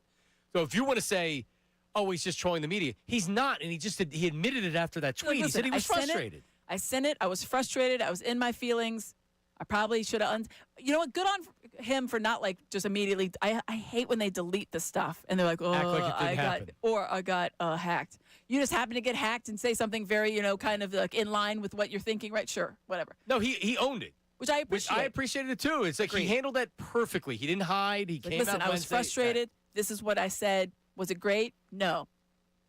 Then he does it again. You're like, all right. Well, that's how he vents. Right. That's his way. Whatever you need to get through, whatever it is that you're dealing with in your mind, you do you there, friend. So that was a Wednesday. He should speak today. So he should. And now, does he avoid it this time, or does he say the same thing? Well, it's interesting. Remember a couple of years ago where he just stopped talking to the media because he was getting misconstrued, and you've seen that happen, and the frustrations got kind of boiled over that way. And honestly, in 2023, a lot of people probably should have just gone ahead and just capped that one off. Yeah, it wasn't great.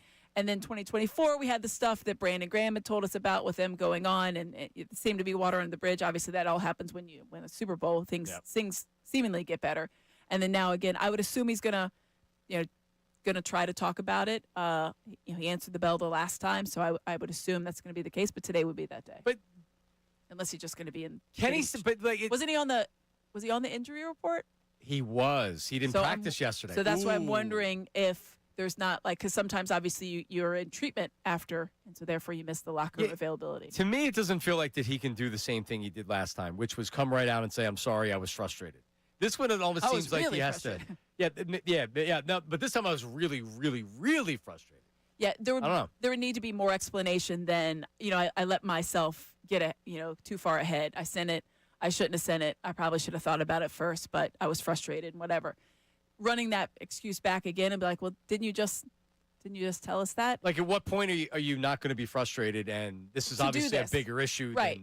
To do that, to have like the tweet sent out, or it's just going to be something comes out and says it has nothing to do with you guys. It's something else I'm dealing with, and call it that. Who knows? I would think he's going to address it if he's available again. Which he may not be. When you're on the injury report, I saw that when he cropped up on the injury report yesterday, and I thought, oh, he might not be, because it's a slim time window that you can have those players available. Ray, did you see him talking to Big Dom watching practice? I did. Wouldn't you love to know what they were saying in that absolutely. Conversation, AJ and Big Dom?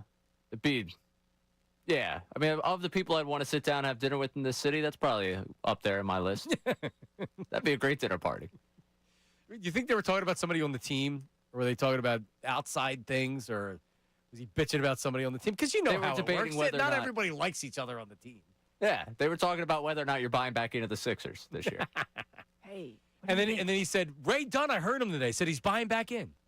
I'm excited. I can't fight it, man. I tried all off season. I knew it was going to happen. Coming up, he's been holding on the phone almost the entire show. Herb from Northeast Philly makes his debut with Amy Fadul. Also, feedback. What you think about the show today? That's coming up next. Middays with Marks on 97.5 The Fanatic. The Fanatic's Andrew Ditch.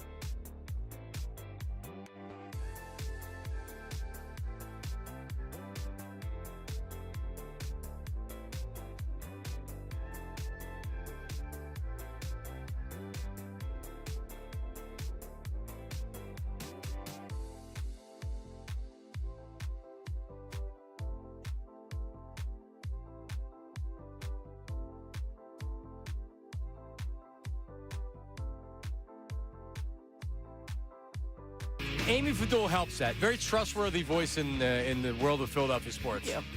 Yes, of course. Ray Dunn, not so much. Just saying. Jury's still out. Heard from Northeast Philly. Is he trustworthy? We'll find out in a second. But let's get to feedback. Now, it's time for feedback. How about filling us in? I can't lie! Email us at 975feedback at 975thefanatic.com. Say it! Let me tell you something! Or text us at 610-632-0975. Let me tell you something else, man. It's feedback on Middays with Marks. What do we got? Is Johnny Marks going as Elton John for Halloween? Is that what I missed? MBD. That's a good one. I have hair. Well, I guess Elton John had a toupee. Isn't he bald, Elton John? Yes, he had some kind of situation on top that was not his real hair. Fun fact, Silvana did not like the shirt, and she tried not to be mean, but she didn't like the shirt. But I also, and this has been worn and washed a couple times, the medium sticker was still right here, and her and Bill both saw it at the same time. Well, Bill just wanted to know what size it was to see if he could try it on, so that's why he was looking. Bill was like, that'd be really tight on me. Yeah, which is why he wants to wear it. Right. What was her trying not to be mean like? She told me it didn't work with the jeans that I was wearing. Oh, well, that's friendly. That is actually pretty nice. Yeah. Constructive. She's usually very blunt about those things. No, when I asked her, and if you're going to ask a question, you have to you have to be prepared for whatever the answer. Someone may give you an honest answer. Just the look on her face was like, oh, she doesn't like it. Well, it's not the last one we have on your attire today. All right, give me another one. John looks like the valet at an upscale Greek restaurant. Tommy John. Not bad. All right, that's pretty good. I like Greek food, too.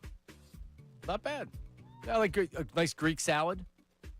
All right. Big fan of a Greek salad. Oh, yeah. All right, what's next? Seems like Ray is the common denominator. He didn't get along with Bill, and now it's Ricky. Seems like Ray has issues with athletes and jocks because he probably wished he was one growing up. Now he's bitter that these meatheads are doing the same job he does. He can't handle it because he's supposed to be the smart one, but now has jocks and meatheads working with him. Joe from Mayfair. Yeah. That's both a backhanded compliment and a dig. So Ray was an athlete. He was a distance runner. But it was a backhanded compliment. Right. But it's a dig also. It's like, oh, they're athletes, but then he calls them meatheads. No, it was accurate. Because Ray was supposed to be the smart one. You've listened to Bill. I'm still the smart one here. So, but also, like, to be fair, you play like baseball and soccer and stuff growing Currently up? plays baseball. Yeah, like baseball, yeah, basketball. Yeah. So did I. I would say I'm an average athlete. I played baseball. I hated soccer, but I played baseball growing up. I played basketball, right? I would say you're probably average athletic. You can shoot a basketball. You knocked Ricky out. I saw your form. See, there you go. Brought up again. Gonna go to another basketball player. Well, the brawl to settle it all coming up at the knockout tournament. Ray against Ricky Batalico and Horse. It's gonna be exciting. Oh man, we're gonna break the internet that day. All right, what's next? Man, I should have taken that workout in Philly, huh? Ace in Utah. So did you see Ace's box score from last night? 2 points. He played 20 minutes. He fired that manager that screwed up that entire thing As for him. he should have. I mean, he may be a 76er if they didn't. He could have been literally anywhere. Yeah, I mean that was so bad. I felt bad for the kid too, because he got like, how did you mess that up so badly? But you did it. Because they thought they could muscle their way to the Wizards, and then Danny Ainge said, "You know what? I'm going to take a shot on this kid." So he ended up in Utah. Yeah, and he was like, "I'm not going to Utah. You know where you are going? Utah." Yep. As soon as he said, these are the teams we don't want to go to, I'm like, "Oh, you've just signed it to Utah." Yeah, that's why That's Danny. the lock of the decade. That's why Danny drafted him, just to spite him, probably. All right, what's next? I have a better idea. Brandon Graham as guest referee and Ricky Bo versus Ray Dunn in a professional charity wrestling match. Rick from Northeast Philly. Greco-Roman? That's what I'm saying. Like, I need to know, is it this professional wrestling where the outcome's already known? Because that would be fun. But I don't want Ricky breaking your neck in a real wrestling match. I don't know if he would take well to a predetermined victory for me in a wrestling match. But he would probably kill me, like he's going to do right now. Or he's in the studio. He would get disqualified. There doesn't have to actually be a winner. This is my last day. Yeah, that's the thing. It's just more for the sport of it, right? Anything could happen. Like blood sport. Right. Ricky could be disqualified. Could be a double count out. You don't have to have a winner or a loser. You don't have to necessarily beat him and then pin him, and then Ricky would have to be humiliated. Maybe outside interference. I could come in with a steel chair and hit Ricky, and then that's how he loses. Ricky's in the studio with Ray right now. All right, next one for you. What we got? What was AJ saying? Using me, but not using me? I like that. That'll be my motto for our offense this year. Joel and Camden. That's good. Yeah. By the way, what would your finishing move on Ricky be when you pin him in this wrestling match we're talking about? What would it be? Would you go figure four and make him tap out? You're going to find out what his finishing move to kill me would be in a moment if you keep this up. I think he comes off the top rope and you move and he injures himself. Yep, the elbow, and he gets injured, and then you wrap him up 1, 2, 3. All right, any more, Ray? 2 more for you. Ray Dunn for mayor 2027. Eric from Blackwood, New Jersey. Wow. Oh. Yeah, you get mayor. Trustworthy. Definitely trustworthy. All right, as all politicians are, very trustworthy. Last one for you. John looks like he's going to meet his girlfriend's parents for the first time at Olive Garden. Randy Rhubarb. OG. That's a good call. Those it was look funny, and then the Olive Garden pit paint, that took it to another level. Yeah, that made it good. All right, that's feedback. Herb in Northeast Philly. So, Amy, Herb sent me a picture, and the picture said, show Amy. And I'm like, well, that's odd. But then what he's doing, he wants you to see he's got a fresh-looking hat, Eagles hat. I like that. And then look at the hoodie. Super Bowl hoodie. It's a nice hoodie. I recognize that logo. Herb in Northeast Philly, Herb. Yeah, I got 55 on the back of that, too, in green. Oh, is that so? That's why It's a Brandon Graham. Graham. Oh man, like Brandon Graham's numbers on the back of that hoodie. Yeah, I would just wanted to say to Amy, I'm one of your fans. I see you all the time in the morning, when I'm home eating breakfast, because I do go out 3 or 4 times a week to eat out. So, but I see you on my YouTube on my phone. So, You'll see this. You'll see the shots from post game live from the night before. Yeah, I see all that stuff. So, Now Herb also, he's down at the Wells Fargo Center. Are you still driving for the? Yeah, for the I'm right Eagles? here. I'm right here in H lot, Amy. Oh, you know right. where H lot is, right? I sure do. He drives the shuttle for the Wells Fargo place. I say we're in D lot. Yeah. I'm in a little. You ask Michael Barkan, the little white vehicle that's got like 5-seater. That's what I drive around because. I know that. I know that mobile. You know that's Yeah, little that's white vehicle. All right. So that's Herb. If Ricky, you see a guy that's friends with Ricky. When these guys, Ricky Metallico Yes. and me go way back when he used to play for the Phillies. So they've known each other for decades. Ricky will tell you. Yep. And I know Ben Davis too because I played 1 year when he was in 11th grade on the Upper Darby team. And he knows Buddy Ben Ryan. Davis Him and was Buddy were unbelievable. you and Buddy Ryan were close, right? Yep, you got it. Andy Reid, Yeah, you knew Andy Reid. I want to put out. I drove Andy Reid. I've been around Andy Reid a lot. Knows I everybody. got good and bad about Andy Reid, but Let's hear the bad. anyway, I wanted to say to all the Sixers fans, I tell you what, 77 could be the next Michael Jordan out there. So just give the patience to this guy, and this guy showed me. I was watching him during the summer in Vegas, and when I saw him playing, and then last night when I saw what he did, it was like unbelievable. You know what I mean? And this guy's going to be—he's going to be a superstar in a couple of years.